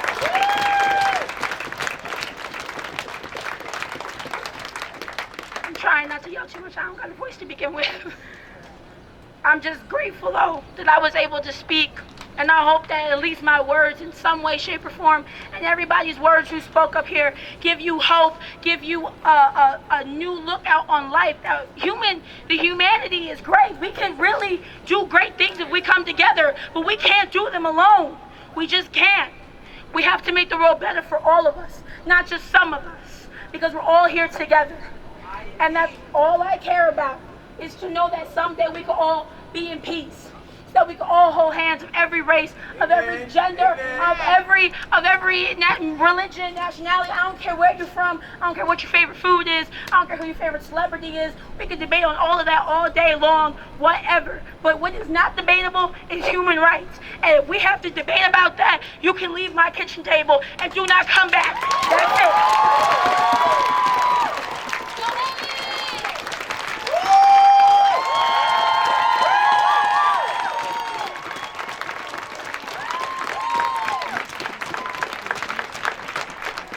Y'all, before we go on with our speakers, I just want to make a small announcement. I know it ain't enough, and I know we want more, but just so y'all know, 17 minutes ago, Minneapolis agreed to ban the use of chokeholds by the police.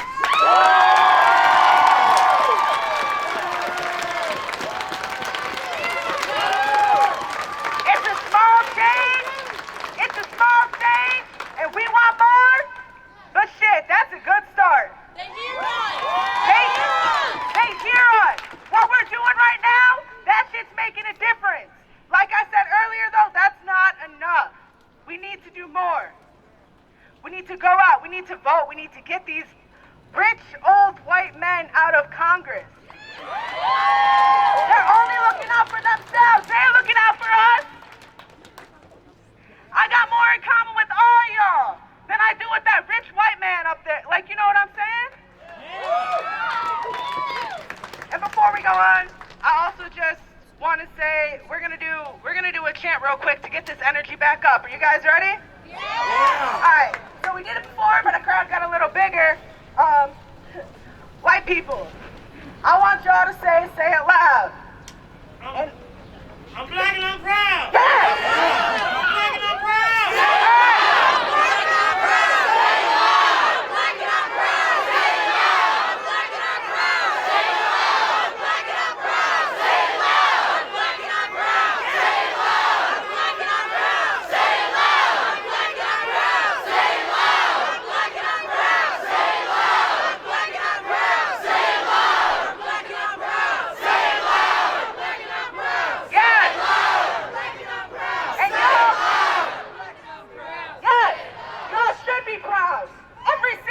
You should be proud for being out here right now, making a difference, making a change. And I want to hear all your voices as much as I can, but we got to give all of our other brothers and sisters a chance to speak. So I'm just going to politely ask, please don't take offense to it, that we try to keep it within like a 3-minute range, okay? It's hot out. There's just a reminder again, there's water here. Like, if y'all need to please stay hydrated, come up, grab a bottle of water. It's over there in the cooler. We have snacks over here. And now I'm going to let this young leader speak.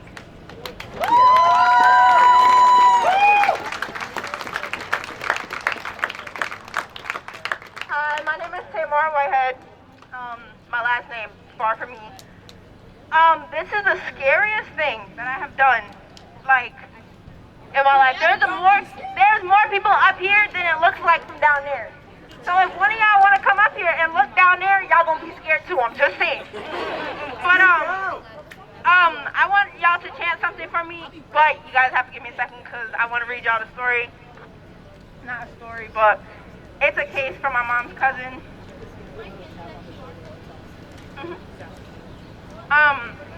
Nathaniel Woods, on March 5th, he was executed for something that he didn't do. I think it was 2 or 3 other men was with him. They killed cops in, can't find it, Birmingham. They killed 3 Birmingham officers, and he didn't do anything, and they told the cops that they didn't do anything, and they proceeded with his execution minutes later on March 5th. I saw my mom cry so hard that day, and it was like the worst thing in the world. Oh my God, I'm about to cry. It's alright. So that's what I want y'all to chant. I just want y'all to say his name, but I want to record it so that my mom can see it because I want to make her cry. What was his name again? Nathaniel Woods. Nathaniel Woods. Alright. So when I say Nathaniel, can you guys say Woods? Yeah, do it. Nathaniel! Woods! Nathaniel! Woods! Nathaniel! Woods! Oh my God.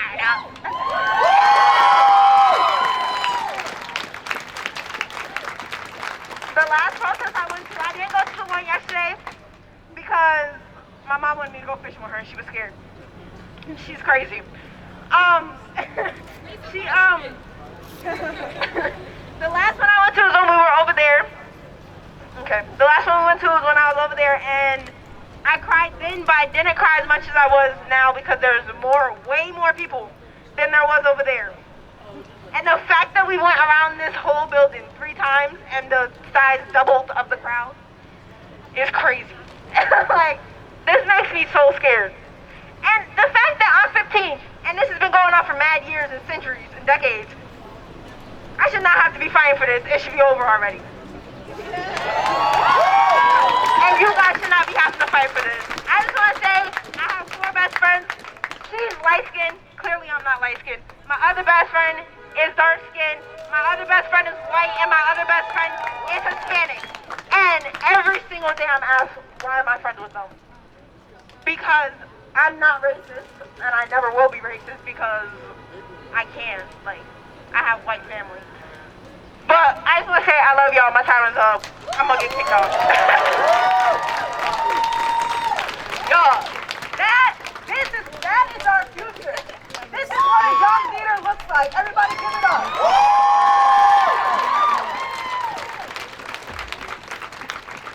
Just in case y'all don't know, these 2 guys right here are my homies.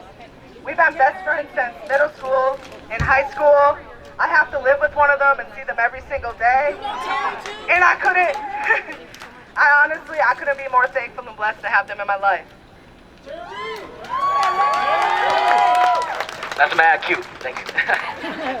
I'm gonna keep my shit mad brief. I didn't think I was gonna say anything when I came down here.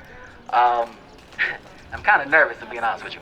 But I think, I'd be more mad at myself if I didn't say something, then, I gotta get over and say something, because even the smallest voice can make a change, For real.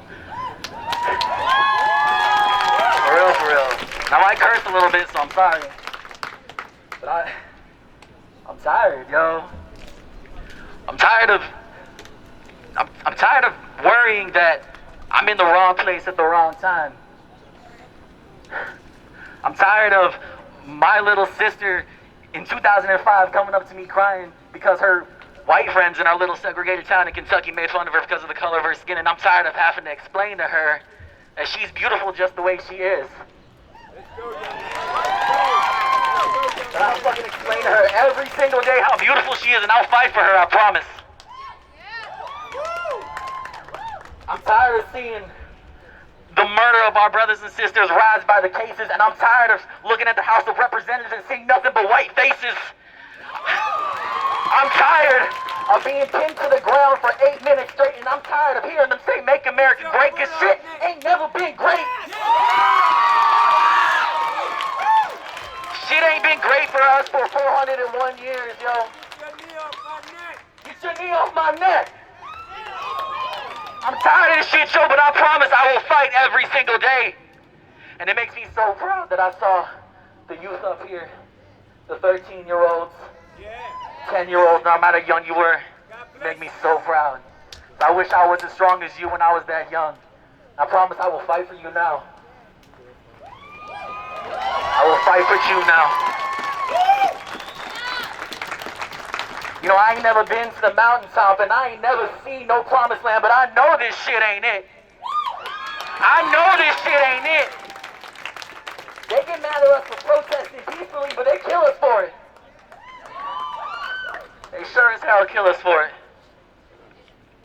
So I don't want this shit to die out, yo. I don't want a week or 2 weeks or a month to go by and a new trend comes along and that's what we're all on. This shit don't end. This shit don't end because I don't want this shit to be just another hashtag. Alright? We gotta fight for this shit. When all this is over, don't forget. Don't forget we're all allies here. You know I come from a mixed family too, I'm black and white. And I'll fight for both sides, yo. I'll fight for us, because that's what we are, it's both sides here.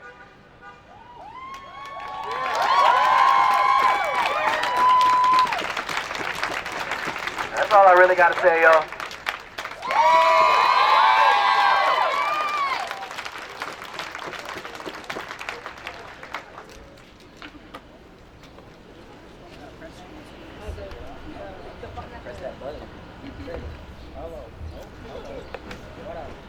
Oh, I gotta hold it. I'm dumb. What's up, y'all?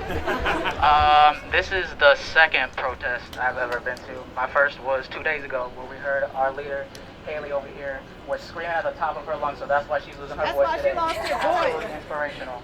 I didn't even know I was gonna speak today. I don't do this. I'm a singer-actor person. I live up in New York. I grew up here for the past 11 years until recently, and I'm quarantined down here because New York's a shit show compared to here. And a lot of people have been asking me lately, especially my white friends, how are you doing? How's your mental health? Are you okay? My answer is always the same. Anyone that knows me knows that I'm a goofy person. I like to make people laugh. I like to make sure people are smiling, but that's really hard for me right now. I'm tired. I'm absorbing everyone's pain, everyone's hurt, all the negativity out there, all that shit. We live in a digital age. People can't ignore this anymore. It's right in front of you. It's blowing my mind how many of my friends that I've been educating for the past fucking week. Because if I'm not at a protest, I'm on my phone doing research and making sure that everyone on my base can see it. That people don't know what's going on or haven't known what's been going on. It's been a very cushy life for a lot of people, but I'm here. I got one of my sisters with me today. I got 5 sisters. I'm the only boy. I'm here for my sisters. I'm about to be an uncle in a few weeks. I'm here for my nephew that's not here today. He was about to be a black Latino boy. I grew up in a mixed household. I come from a family of immigrants, and the amount of shit that I've dealt with. Y'all know this area. You know who this area voted for. We see the flags, we see the hats, we see the banners. Being a kid that comes from a family of immigrants, living in an area like this has not been easy. And I did theater in this area. Most of my friends are white, and a lot of y'all do not know. No one knows how bad it is until you see it, until you're living it, and you don't acknowledge it until you're living it yourself. We're in the middle of a global pandemic right now. You think anybody wants to be out here? We're supposed to be at home. This fight should have been done years ago. There shouldn't have to be young leaders up here doing this today. I don't want my kids to be doing this. I don't want my nephew to be doing this shit. I'm tired. Everyone's fucking tired. I didn't think there was gonna be this many people here, this many white people here. I'm so happy y'all are here. I'm seeing a lot of friends I haven't seen in years here. This is fucking beautiful.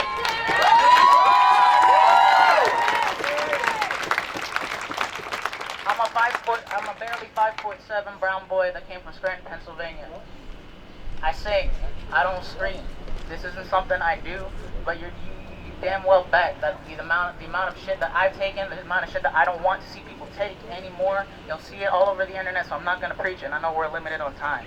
This shit has to stop today. We have to do the work. My black people in the room. Black people outside, can I get a yeah, black people? Yeah! Black people! Yeah! Black people.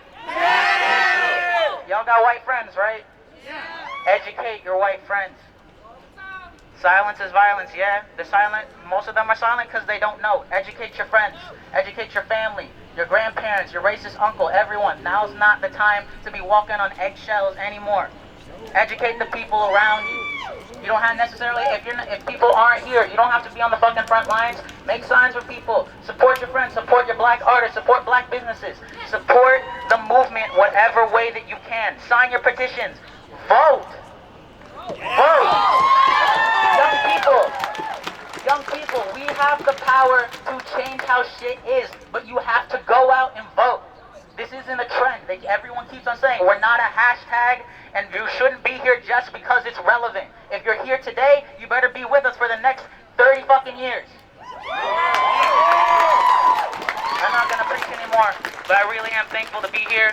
I really wish I was with my friends back in New York right now because, again, we're privileged to be protesting like this.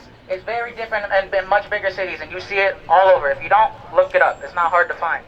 I'm sad that I can't be with my friends up there, but I'm very happy to see so many people that I know here, so many strangers that I know here. I'm proud of the area that I'm from today. So thank you guys.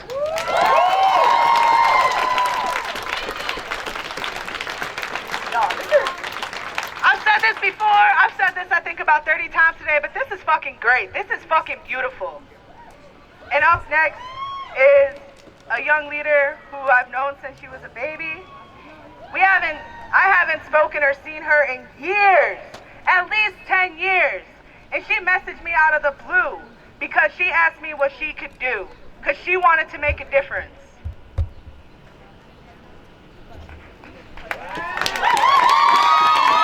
Hello? First of all, I grew up here. This is my home. And I just love to see everyone out here supporting. It's amazing. But this, it's gotta stop. I am 16 years old, and I'm disgusted by the world I live in. I go to a school with mostly white people, all my friends, and I consistently tell them every day, they need to speak up. They need to make a change. They need to stand with us. And you see those people in that building right there? They are going to be standing out here with us too. And we won't stop until they are. We are going to continue to fight for what's right. Equality. For generations, people have been fighting for this. But that ends now. It ends with us because we're going to make a change. Until every race, religion, every job, they're standing with us.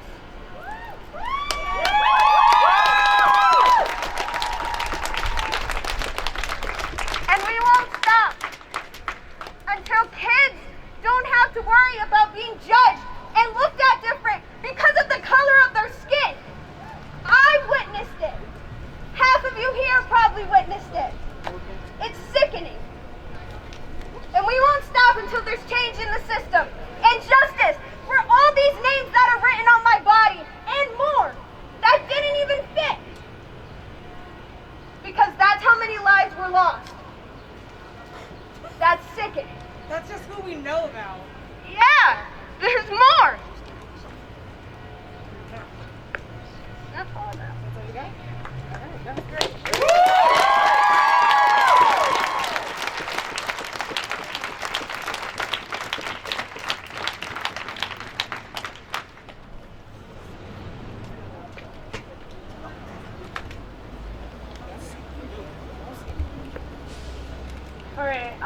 Can y'all hear me? I'm very nervous to be up here. I've never done anything like this in my entire life, but I want change. I'm half black and I'm half white. My mom is white and my dad is black. And the first time that I personally experienced racism was when I was in 4th grade. I got called the N-word because I wanted to play with a group of children at recess, and they said no N-word. And I ran and I cried. I had so much frustration. I didn't understand what that even meant. And I had to go home and I had to say to both of my parents, I said, what does this word mean? What does it mean? Why are people saying this to me? Why am I being called this word, but their friends are not being called that word? And as my mom being white, she didn't have an answer. All they really had to say to me was that I had to stand up and not let it affect me. But I'm tired of just saying nothing. We have to do something. We need to speak up together.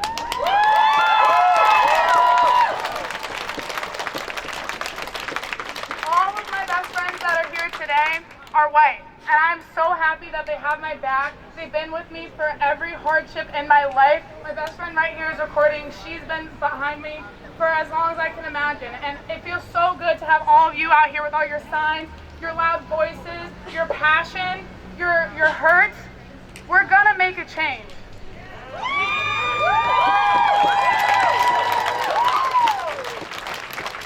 The last thing that I want to touch on is with education. A lot of people are uneducated, and when we say uneducated, we don't mean that you're stupid. We just mean that you have to grow and continue to learn. 44% of African American women have gotten and obtained a bachelor degree. I am a part of that statistic, and I am proud. I just graduated, but I have to say this is probably the most liberating thing I've ever done in my entire life. So thank you guys for coming. Thank you for listening to me. I feel like I've never been able to actually speak in front of a huge crowd and people actually retain that. So thank you for listening.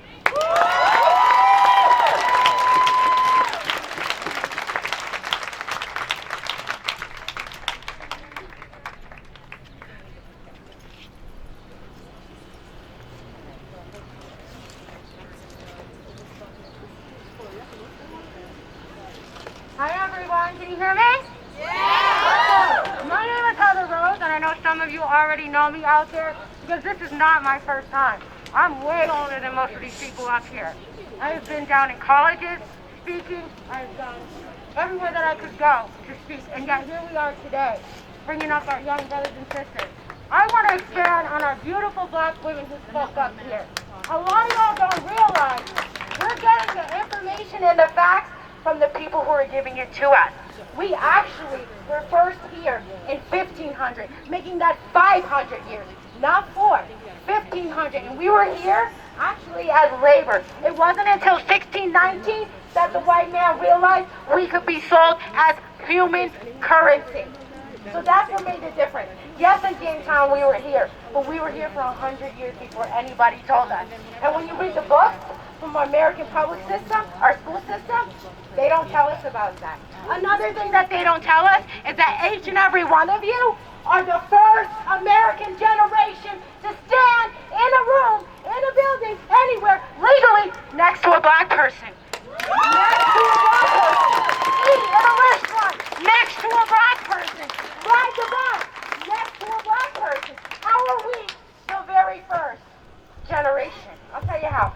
We've only been legally granted the right to an American education for 153 years. We came here in 1500. Yes, it only is 153 years that we legally can be taught an education and to spread that education. 56 years ago, I could not stand here next to a white person without being beaten or murdered. My parents defied the laws that were written against us. 1964 was 56 years ago. The fight never ended. We're all still here, but y'all gotta get the right information. Don't take what you're reading from the book. And you know what? I had one culturally diverse college course in all the 11 years of academics I've ever taken that is concentrated on the black experience. One.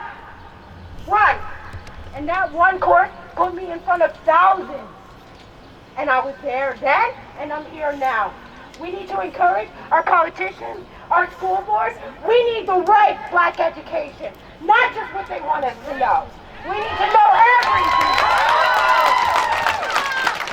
And then, not only do we need to stop being mad at everybody who doesn't agree with us, we need to educate them so that even if they don't understand right now,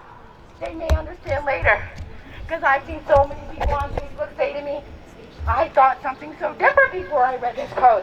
I never knew. So don't think you don't have the power. Don't just block somebody. Don't just unfriend them. Give them education. Let them know. Right now is the first time in America, our generation, that we are allowed to be here, to be educated. You wonder why we have such a horrible school system in the inner cities?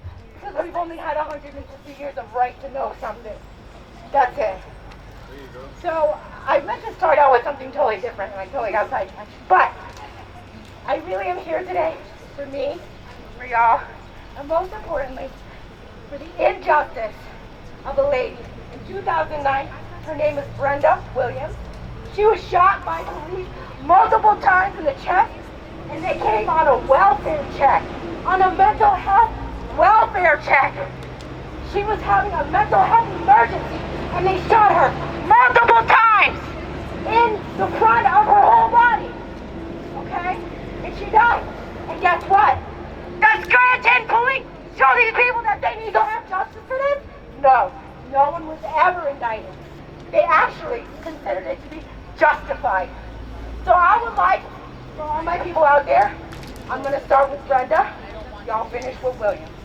Brenda! William! Brenda! William! Brenda! William! Brenda! William! Can we have a moment of silence for all of the fallen?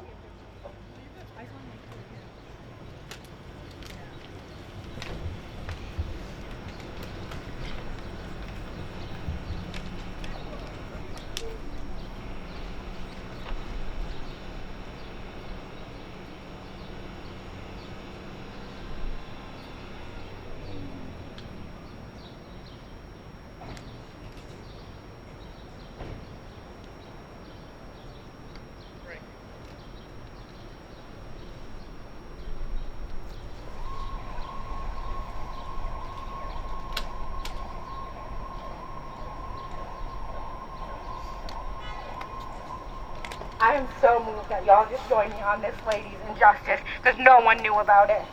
No one. And it was here in Scranton in 2009. No one knew. It's happening here. Not just in Minneapolis or wherever else it's happening in the world. It's happening here. And just so you know, our Scranton City's Diversity Committee, there is zero existence of diversity. Let's talk about that. Can we get some diversity up in there? Can we? Well, where are you? Let's go! We need people like me and all the other people. You all want to talk about it, but you got to do it. You have to. Whether it's your first time, your last time, or you're just here to support somebody else, y'all got to get up in there. We got to get up in there. This is not the last time you'll see me. I promise you. One more time for Brenda Williams! Brenda! Brenda!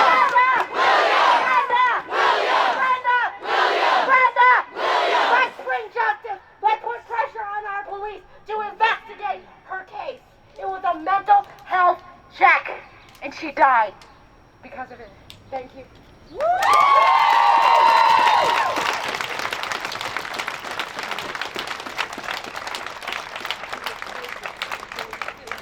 Oh, she was naked, everyone, when they killed her.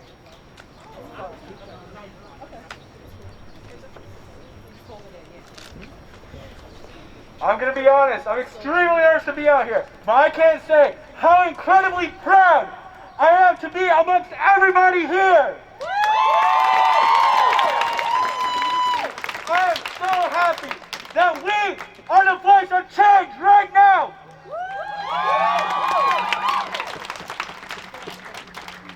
And you know what? Our president is sitting in the White House right now doing jack. Right now, he's saying he's making America great again. And what has he done? Exactly, what has he done? We're here because not because one person was killed, because many people have been killed by the hands of police brutality. And it won't end. We have to be the voice of change. We're the generation with the loudest voice right now. We have technology. We have video in our hands. We have so much power right now.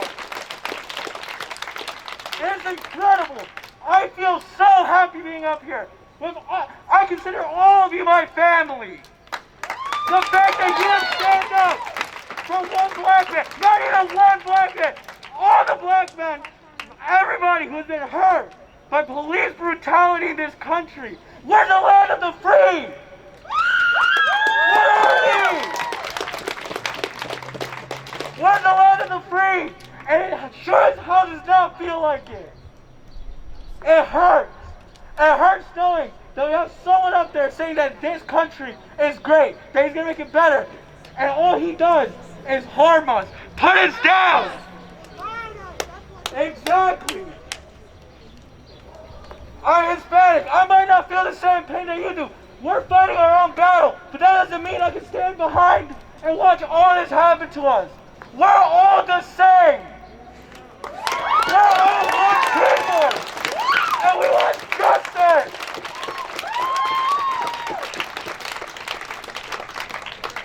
I'm just so overwhelmed right now. Just having everybody just cheer me on. Just thank you. Thank you for listening to us. Thank you for being here. Thank you for caring. Black Lives Matter. And again.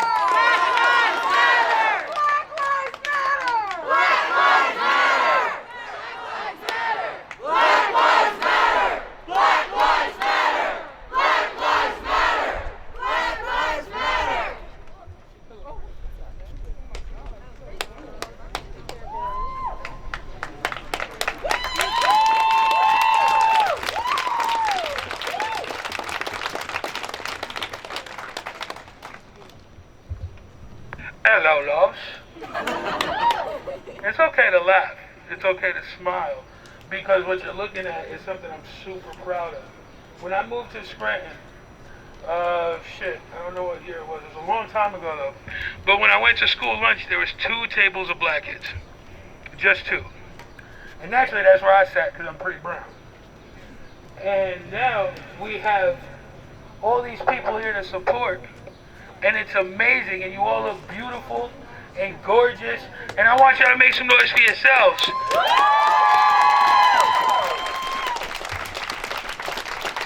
People say bad things about Scranton, Scranton this, Scranton that, but for the first time, Scranton has an opportunity to lead by example, and we're gonna fucking take it. We're not gonna shut up until we get change, and we damn sure not gonna burn our own shit down, because this is our shit. I ain't finna tear no shit down standing next to someone that can't rebuild it or won't help me. So, I spoke last time about energy and about keeping this energy, and look, we have so many, you put this together, right? Make some noise for her. Make some noise for her.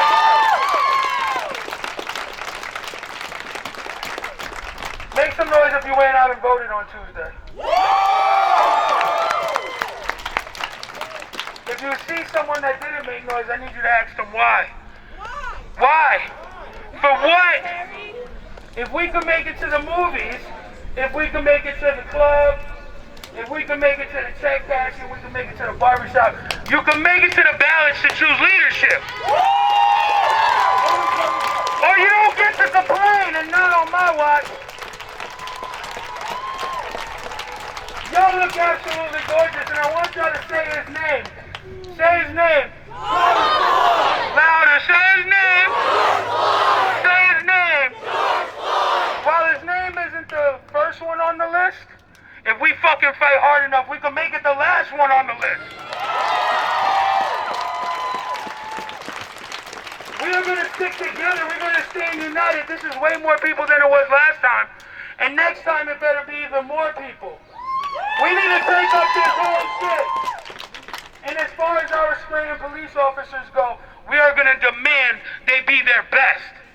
We are going to demand they do their goddamn best and they be the best person they can fucking be for us.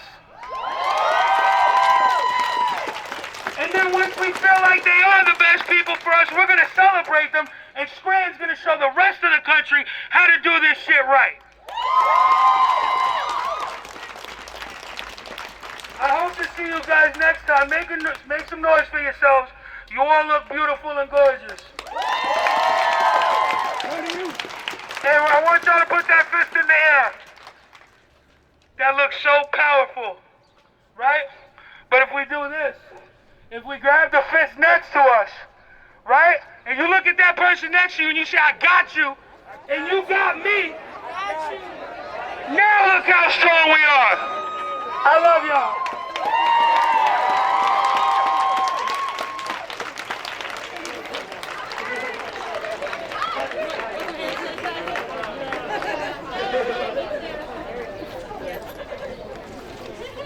You're not satisfied.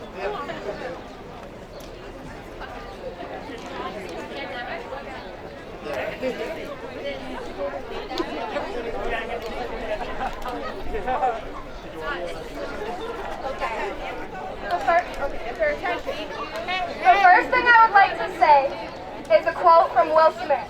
Racism is not only getting worse, it's just getting filmed.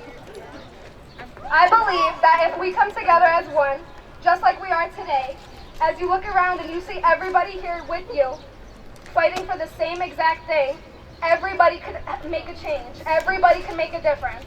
If you look at the cops and you ask them, like, can you work with us? Like, just explain your reasoning. Understand. Have them understand. The rioting, the looting, it is understandable because Malcolm X's way didn't work and neither did MLK's way. So the only way to be heard now is to make noise, is to make a riot and to do everything else. Looting obviously will not work, but you cannot be mad at the same people who built this country. When you take the people who literally built the ground you are walking on and treat them like dirt, do not expect them not to say anything. They've literally tried peaceful protests. They have tried everything. You cannot be mad at them for being upset that their own people are being oppressed and killed for absolutely nothing. This man was on the floor for 8 minutes with his face in the hot concrete. I cannot explain to you that I am not black. I can never feel what that pain is like. But I have dated a black man and I have experienced police brutality myself. The police have ripped him out, stood on his back. He has literally said, I can't breathe. And I stood there like this. I said, please don't hurt him. Please don't hurt him. And they pushed me. I fell. I was hurt. I couldn't get up. I couldn't do anything. The cops held me down and they did what they wanted to do to him. Regardless of what happened, he wasn't doing anything wrong. He was screaming at me. That's literally it. He put his hands up. He said, please don't hurt me. And they put him down to the ground. 4 officers. And I'll never, ever forget that. You might not be able to feel it. You might have never experienced police brutality, but it is very, very real and it is everywhere. It's everywhere. It's here in Scranton. It is everywhere. The only way we are going to be heard is if we scream. We cannot be silent anymore. Silence is not an answer. It will never be the answer anymore.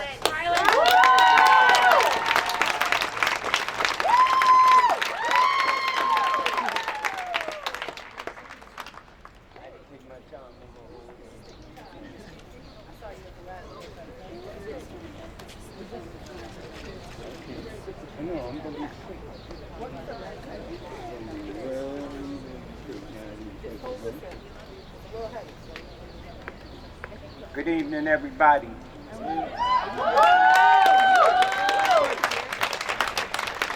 As a 64-year-old man, all right, and in the late 1960s, living in a town, Newark, New Jersey, and seeing the riots and seeing the armed forces up and down my street. And he wanted to do that again. We're not going to have it. I just want to say this. My name is George Floyd, and I want to know if you'll fight for me for 30 more years.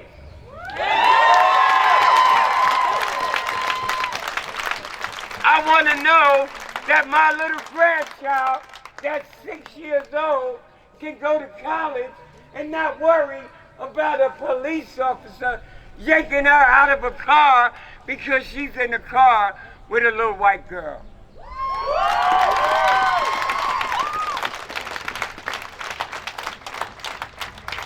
Man, I love all of y'all, man. I was out here the last rally, man, and I just was so overwhelmed to see the little white children, white fathers, white grandmothers, white grandfathers out here supporting a man like me. Because it could be my next. You know, I didn't come up really soft. You know, criminal charges, all that stuff.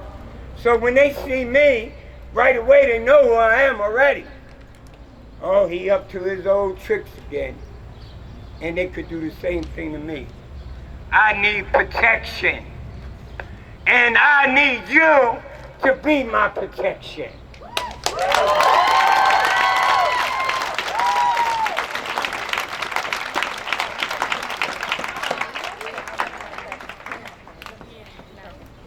Hey guys, I forgot to tell you about the organization here that supports our movement. It's called BlackScranton.org. I've already donated. Everybody here should donate. This is how we make change here in the city. And thank you. I'm sorry to come back again, but I forgot to say that. BlackScranton.org. And find Obama.org. It'll tell you exactly how to get through what we're getting through legally and safely. Thank you. God bless.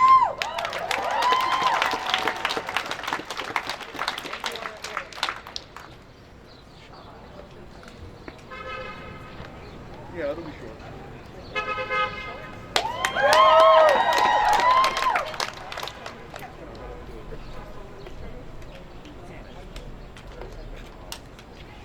I asked a lot of people that I know to come here with me today. And the only person that came with me is my partner, and that's because she lives with me and she supports the cause.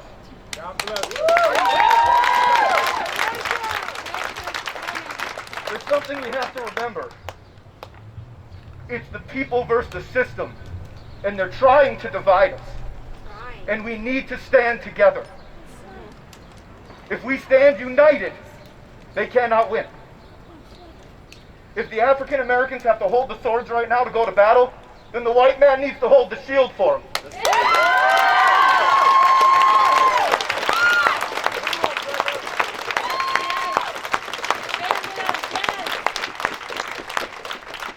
If you look around the crowd right now and there wasn't signs and there wasn't anything happening on Facebook right now and on Twitter right now, the only ones who would know why we're standing here is the African American community. They're the ones that are fighting every single day, whether it's on Facebook or not. So this can't be a fad. We can't forget this after a couple of days goes by.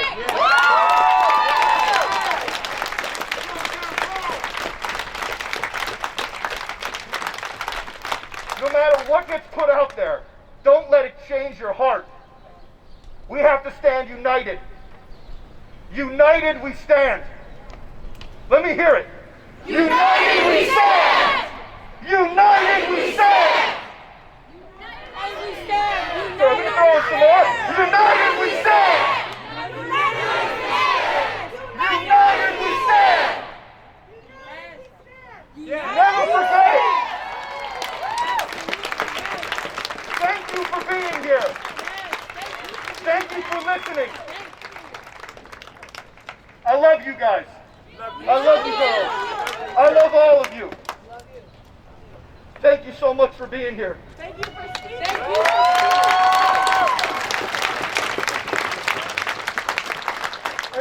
I didn't have anything planned, but I felt like I had to come down here because I needed to speak this out of my heart. And I really appreciate getting the chance to do it, to be able to just walk up and speak.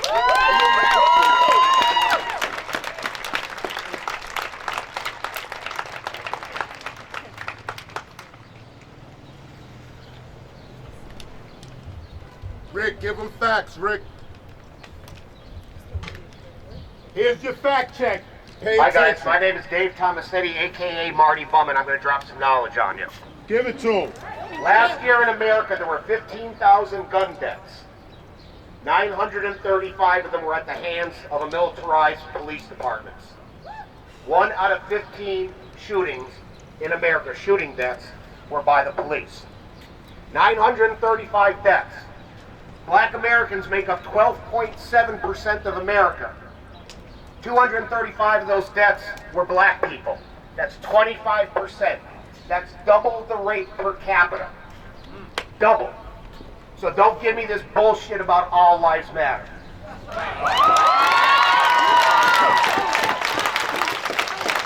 Miranda spoke up here before that Minneapolis actually just passed a law that says they have to ban chokeholds. What the fuck took you so long? Let me tell you why this should not be a problem. This is why you guys should not have to be doing this today. Okay? Because the systemic racism goes to the healthcare system. Yep. And black Americans have a higher instance of cardiovascular disease, coronary disease, all that shit. When you put somebody in a chokehold, you are taking a chance of killing that person. If you take a person and put them in a chokehold and they have an underlying cardiac or respiratory condition, you double their chances of dying. Why the fuck don't the police know this? Do you know that there are very few laws on the books that tell police officers if you come upon a scene and see an officer use an excessive force, it is your responsibility to stop him. That's not even a fucking law. Let me tell you something else. Do you know that lynching is not against federal law right now? It's fucking 2020. It's not against lynching is not against the law. They have just now passed a bipartisan bill, or tried to pass a bipartisan bill, to make lynching a federal offense in fucking 2020. Rand Paul blocked it. He blocked it. He's blocking it. Do you know that in many police departments they do not have a duty to de-escalate? Give them facts. They have no duty to de-escalate. These are laws that you guys need to push for. And I'm going to give you a couple more, but I don't want to stay long, so I want to go to another fact. I want to apologize first to the black community. I apologize for my generation and every fucking generation of white people that came before me. I mean that. I want to apologize to another community. All you people 18 to 25. Yeah! Because the reason you have to be here is because my generation and every generation before you fucking failed. You failed. My grandfather, he was down with this shit. My grandfather was down with this stuff. Fuck the black man. Then my father came along, and when my grandfather told my father, fuck the black man, my father said, wait a minute, that ain't right. My grandfather said, no, fuck the black man. And my father said, okay, fuck the black man. And then my generation came. And my father said, fuck the black man. And I said, no, that ain't fucking right. You don't fuck the black man. I served this fucking country to defend the Constitution and the rights within for every fucking American. Thank you. Thank you for your service. But I didn't do anything. That's about all I did. But now, my generation is telling your generation. And you guys are saying, no, not only is that right, you're on your Twitter, you're on your Facebook, and you're making it, you're spreading it around, you're spreading the knowledge. But that's not enough. You have to move the legislature. You have to look up the 8 can't wait. These are laws that should be federalized and across the nation on police behavior. No chokeholds. The duty to de-escalate. The duty to report. The duty to give equal force. A cop, it should be required, if you start fighting with me and I subdue you, once you're subdued, I have to de-escalate. There's no reason for me to sit on your neck for another 4 minutes. One last thing, guys. Hold on a second. Right now, old white men make the laws in this country. Old white men make the laws. That fuck the black man generation. They're making the laws. Your voting bloc, 18 to 25, outnumbers every other voting bloc 3-1. You can change this in one voting cycle. You look for who your state representatives are, who your federal representatives are, who's in the Senate, and who's in the House of Representatives. You find their Facebook page, and you tell them, me and my folks will not be voting for you unless you put these laws on the books. Amen. I want to hear it in your fucking speeches. Make sure, because if not, I'll vote a fucking ham sandwich in instead of you.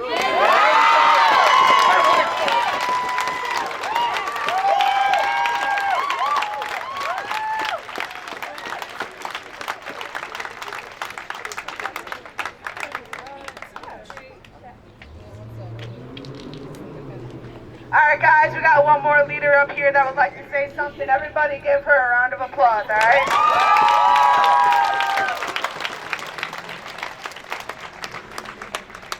That's all that shit.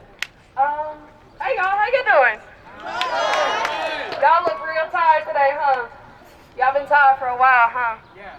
I know, I feel you. I didn't plan on doing no speech today, but I see everybody up here speaking up, and you know, I haven't done my part lately, and you know, that's a damn shame, and I feel bad, and you know what, I'm sorry. I apologize to my community, I apologize to my people, because, you know what I'm saying, like, I remember back in the day when all I had to worry about was who took my black crayon, not who took my black friend. You know what I mean? You know what I mean? Yeah. It's just a damn shame this world we live in. So, I didn't want to get all rowdy like I usually do. I wanted to take a moment with all y'all. I wanted everybody to bow their head just for a moment. Just for George, for all the men and women who had their lives taken from them. All the men and women who couldn't be here with us today. Just take a moment of silence. Say a prayer for their family. Say a prayer for the mamas. Say a prayer to the fathers, their children. Just say a prayer. Let them know we thinking about them. We fighting for them. Just know, yes, Lord, we're fighting for them. We're going to keep fighting for them. So we don't have to fight no more.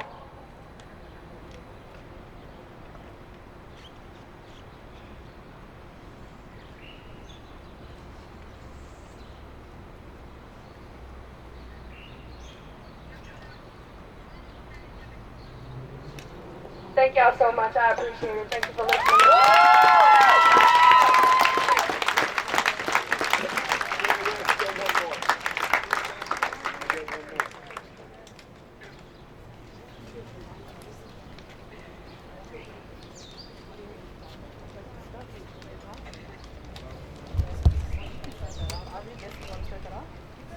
All right, guys, I wanna read a little piece that I wrote this morning while I was getting ready.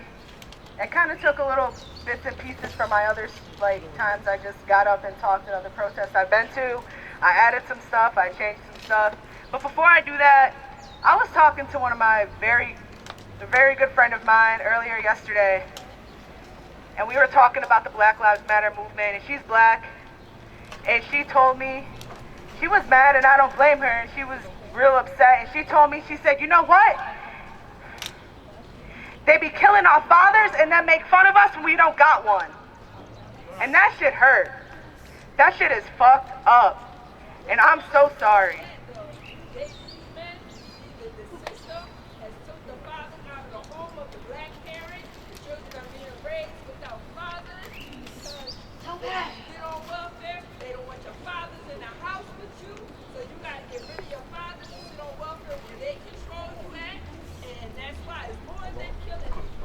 Yes, you're right, you're right. Yes, you're right. Thank you for that. Yes. Yes. So,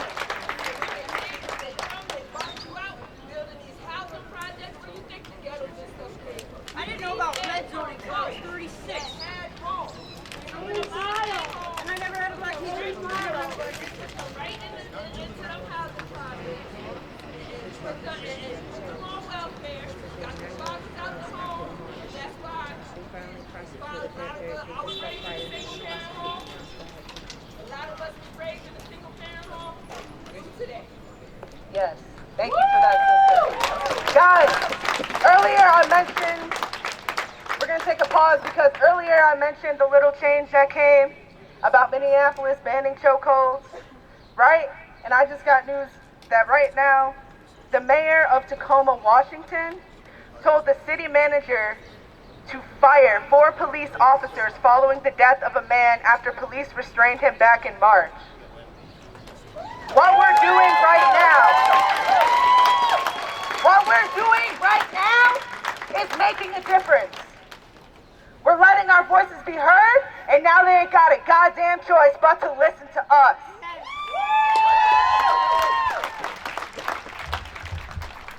And for y'all that don't know their name, his name is Manuel Ellis. Her name, I'm so sorry. His name? Okay, his name. I'm sorry. It said her here, but it must have messed it up. But Manuel Ellis, y'all, has finally seen justice. They shouldn't have had to lose their life, but justice was served. And justice is going to continue being served, because if not, we're going to raise some hell. Yes, I want to read something I wrote real quick, and now I'm going to throw some statistics at y'all, and then we're going to have somebody else speak real quick, all right? I'm not black, but I see you. And I'm not black, but I hear you. I'm not black, but I'll fight with you and for you, side by side, until the day I die if I have to. I ain't black, but I understand. I ain't black, so I don't understand personally. And I never will. I ain't black, but I see it. I see the injustice, and I see the inequality, and I see the systemic racism. I see it all. And even though I ain't black, I see you. I hear you. And I got you.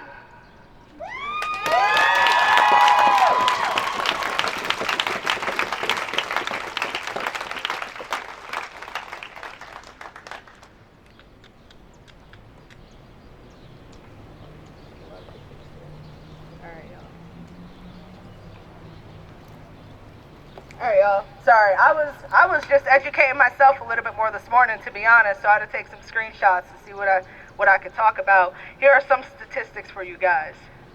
A recent analysis shows that in 2016, nearly 21% of black applicants were denied a conventional loan.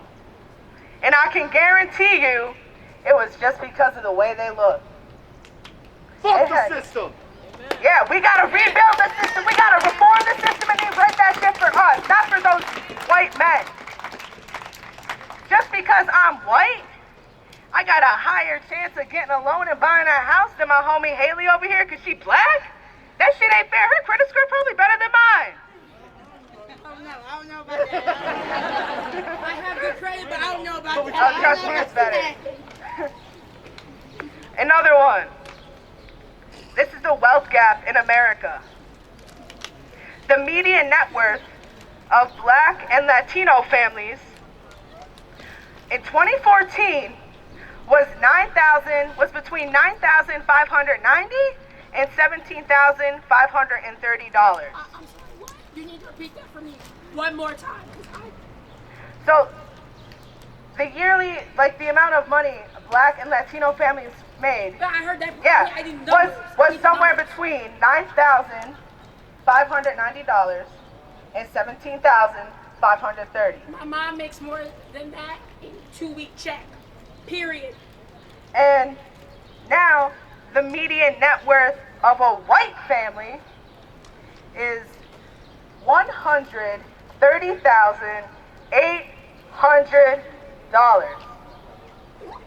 We have to work twice as hard to make half of what black people make. You're damn right.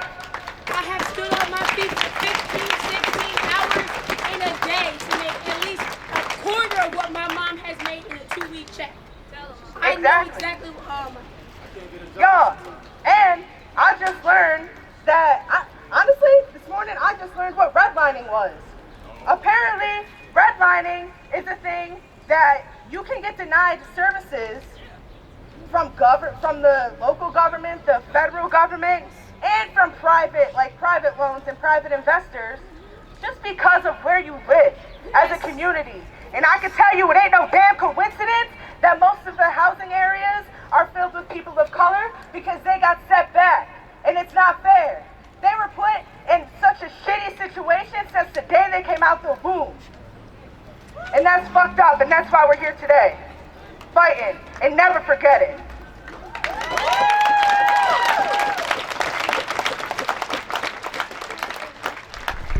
Hello and welcome. My name is Corey Camasso. This is Critical Political Thinking and N.e.p.a. Investigates, live in Scranton, Pennsylvania for the Black Lives Matter protest as well as the George Floyd protest. I am here with David Tomasetti, a.k.a. Marty Bum. Hi, Marty Bum. How are we doing? Doing really good. Thanks. There's a lot of bugs, so I do apologize.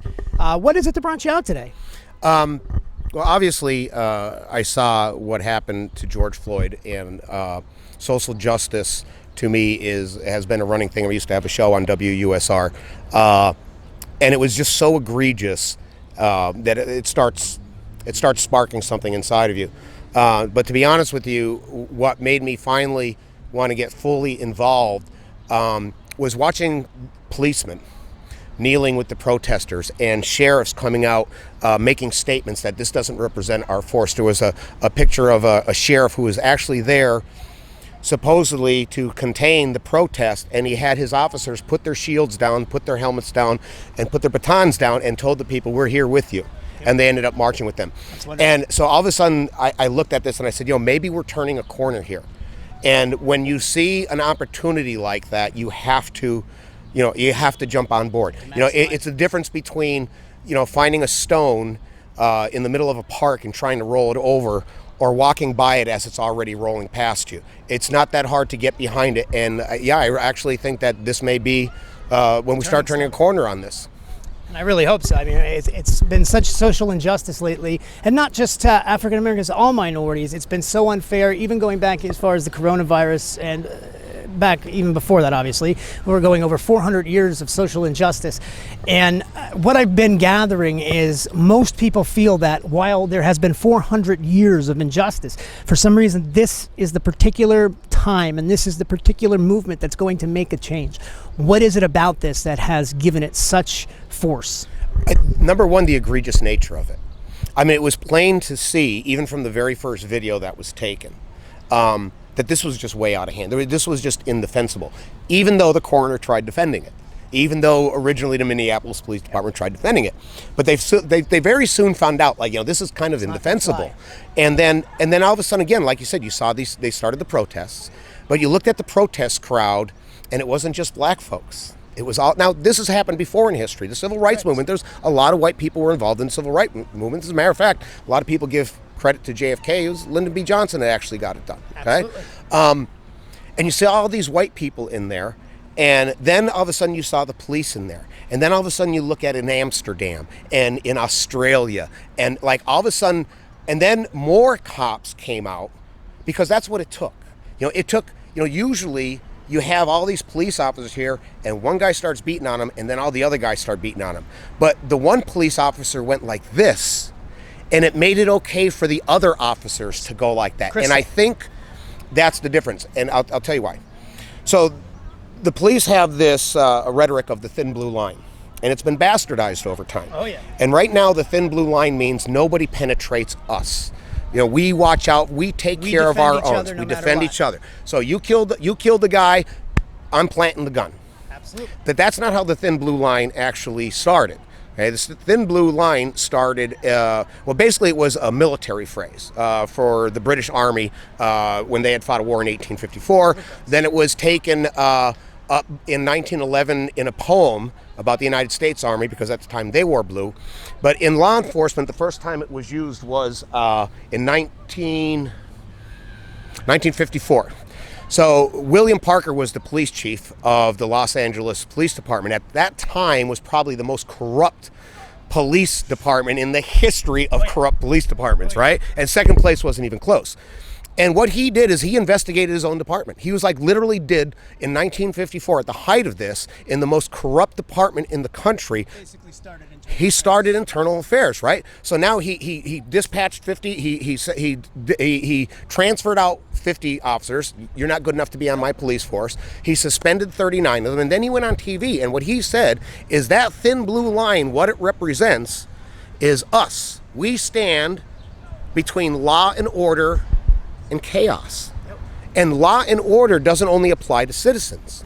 Policemen got to follow laws. Everyone is not exempt. Absolutely. And as a matter of fact, policemen are held to a higher standard. They should be. I don't expect you to speed. Nope. Because you're a cop. You know what I mean? Exactly. You're the one supposed to be maintaining the law, not breaking it.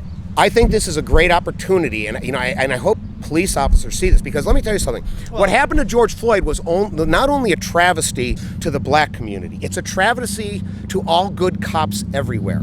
Because everyone a bad name. Absolutely. And every time something like this happens, this is why police go out there and they have to worry if some black kid is going to shoot them, because they're scared. Rightfully so. Yes. So now, this is as an important issue to them as it is to the black community. So now these cops retake that thin blue line. This is your opportunity. And let me say something else. And I know I've dominated the conversation here. Good. That's what This I is brought you over here for. This is the time to get on the right side of history. This is happening. Even in Nazi Germany, when the Americans came shore in Normandy, there was a lot of Nazis going like that, peeling off the SS, throwing them out. They plotted against Hitler. Okay, this is happening.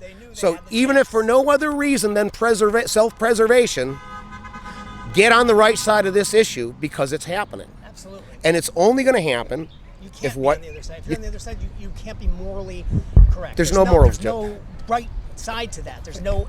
The problem, absolute no way. The problem has been in the past is, and this is, I identify as liberal, but this is a liberal problem because liberals don't know how to win an argument.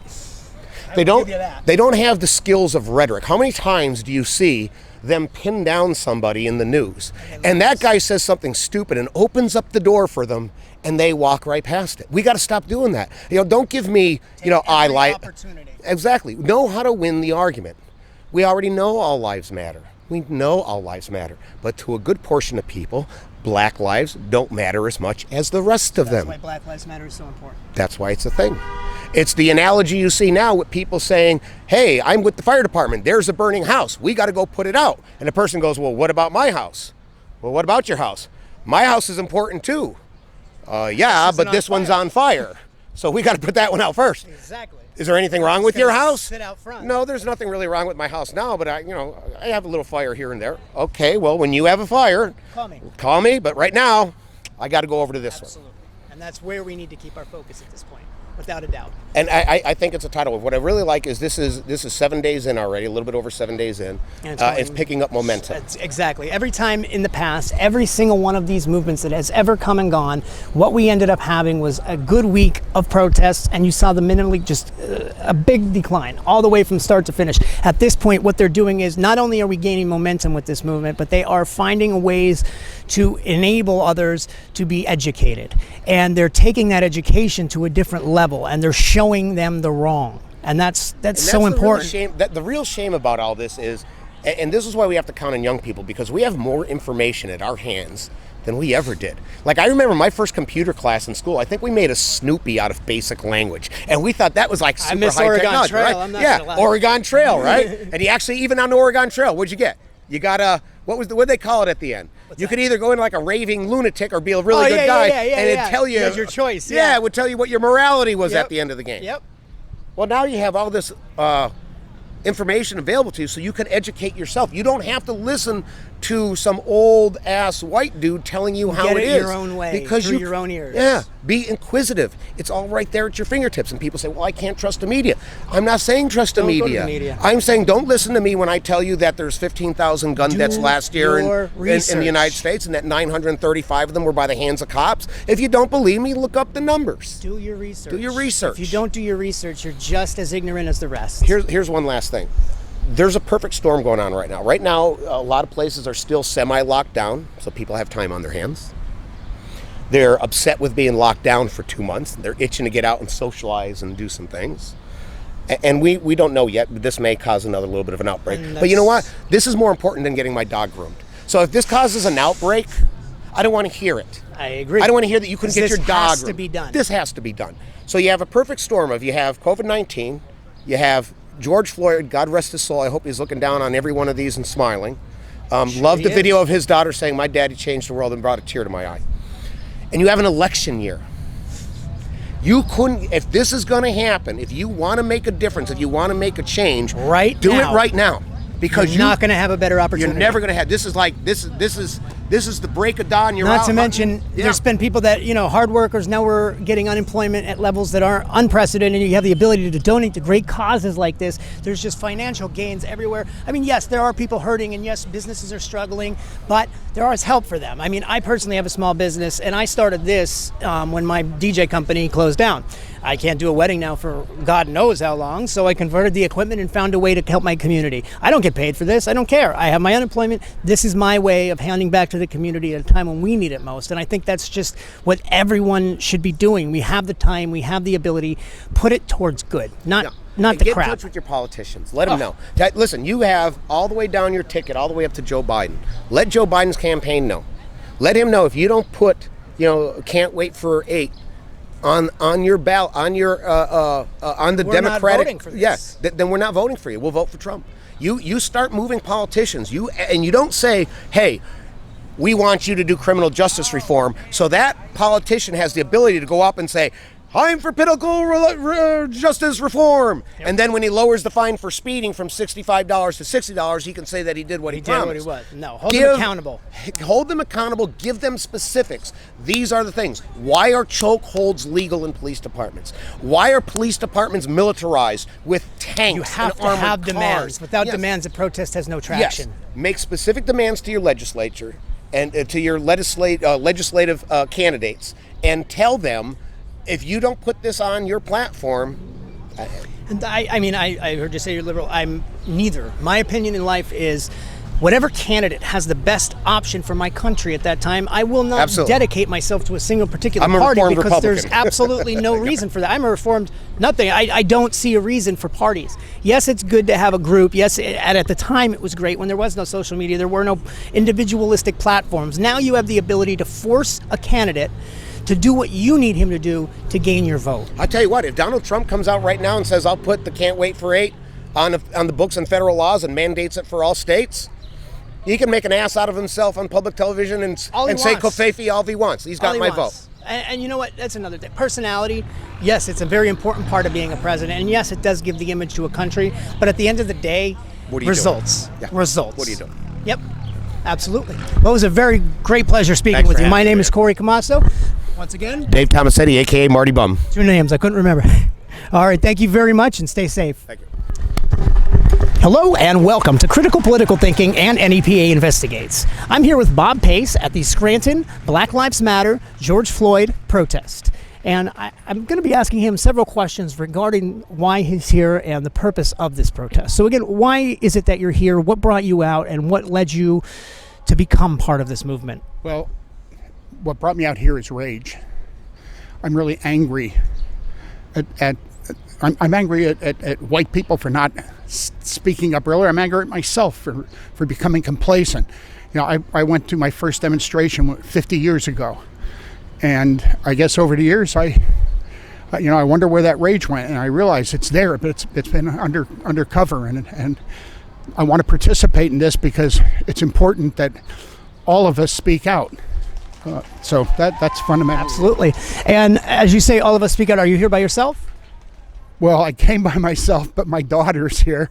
Oddly enough, my daughter ended up meeting just a few days ago with Savannah, who organized this and did a fantastic job. And I met Savannah separately, and we got talking, and she asked me if I would speak when we came here. And here it turned out my daughter and Savannah were working together, and I was working with her independently. Isn't it wonderful how everything comes together? We all end up working together to help forward this movement, and it's about time we as white males, as both of us as white males, step forward and almost assist them in this is their movement. Obviously, it's them, but we have to play our part. Black people can't get this done alone. White people can't get it done. It takes people who understand love, who have love in their hearts, to work together. This is a war that's been going on for 400 years, and we stand back and watch it happen. So I mean, it was going to explode sooner or later, and it did. And I'm sorry it took a man's having his neck kneeled on for 8.5 minutes to get it started again. But I'm glad it did. Do you think this time there will be change? Do you think that this movement has enough traction and has gained enough, I guess you can say publicity, if you will, for lack of better words, to get this movement to the place that it needs to be? And do you think enough of the political avenues are going to be involved, or is voting essential? Oh, voting is absolutely essential. Do I think it's going to be resolved? No. This has been going on for 400 years, and we're not going to change people the way they feel and what they think overnight. It's going to take time for that to change, but we can hold them accountable for their actions. And when they murder black people, when they assault black people, when they hunt them down and shoot them, they need to be put in prison. Absolutely. Or I mean, believe me, I don't believe in death penalty because I don't trust the government to get it right, but there's people that should get it. Whether or not they get it right, sometimes the public can get it right, and that's what the greatest part about a jury trial is. And I really hope that in this case, all 4 members reach the justice that we deserve for them. Yeah, I saw that they changed that first guy. They changed the charge from third degree to second degree murder. The others they have aiding and abetting. Yeah, aiding and abetting. But when I read the charges, the definition of the charges, it certainly looked to me like third degree murder and/or manslaughter. That guy standing by, probably manslaughter for him, but the others 2, it seems to me it should be second or third degree. Well, murder. I mean, you say by standing by, but that's Officer Tao that you're speaking of, the Asian gentleman, the police officer that stood there. From what I mean, I'm not sure if you saw all the footage. There's been a ton of footage released up to this date, and I don't even excuse him. I mean, how many times do you have to plead with a human being to have them turn around and see that the action of their quote-unquote compadres or pull them co-workers. Off, say, hey, that's enough, man. That's enough. Pull them off. Exactly. What is wrong with people if they don't have enough sense to do that? Or human. I don't understand Human. it. You got to be human. Yeah, absolutely. But I really appreciate you taking the initiative and realizing that not only do they need our help, but they don't need our help, but they need an extra voice. They just need to know that we support them and that we are behind them in this movement. And it means a lot to see that in all ages. I mean, your generation, I'm not to take any stabs at it, but your generation has been not educated the same as our generation. You didn't have social media. You didn't have the ability to note when things are wrong and people to hold you accountable online and so on and so forth. But we did make changes. We were in the 60s. Yep. We made changes. We had the first student strike in the history of this country. And it was young people who got it done. And how was that done? How was it done? It was by communication, people communicating with each other, people going from campus to campus, talking with other people. It was done through the news media. And we made change. There were changes made. And, as time has gone by, I've looked and said, well, things are bad, but, we've certainly made improvements. And now it's like we're back to where we were. It's like, that's why I have to stand up and say, no. I won't put up with it, and I want these people to have a connection to my generation of protest in the 60s and into the 70s. I want them to realize that we're still there. So I'm sorry that there aren't more older people out here. But we appreciate you being here. Thank you very much. My name is Corey Camasso. We have Bob Pace here, and this has been the George Floyd Scranton protest, and we will have a few more interviews shortly. Thank you very much. Thank you.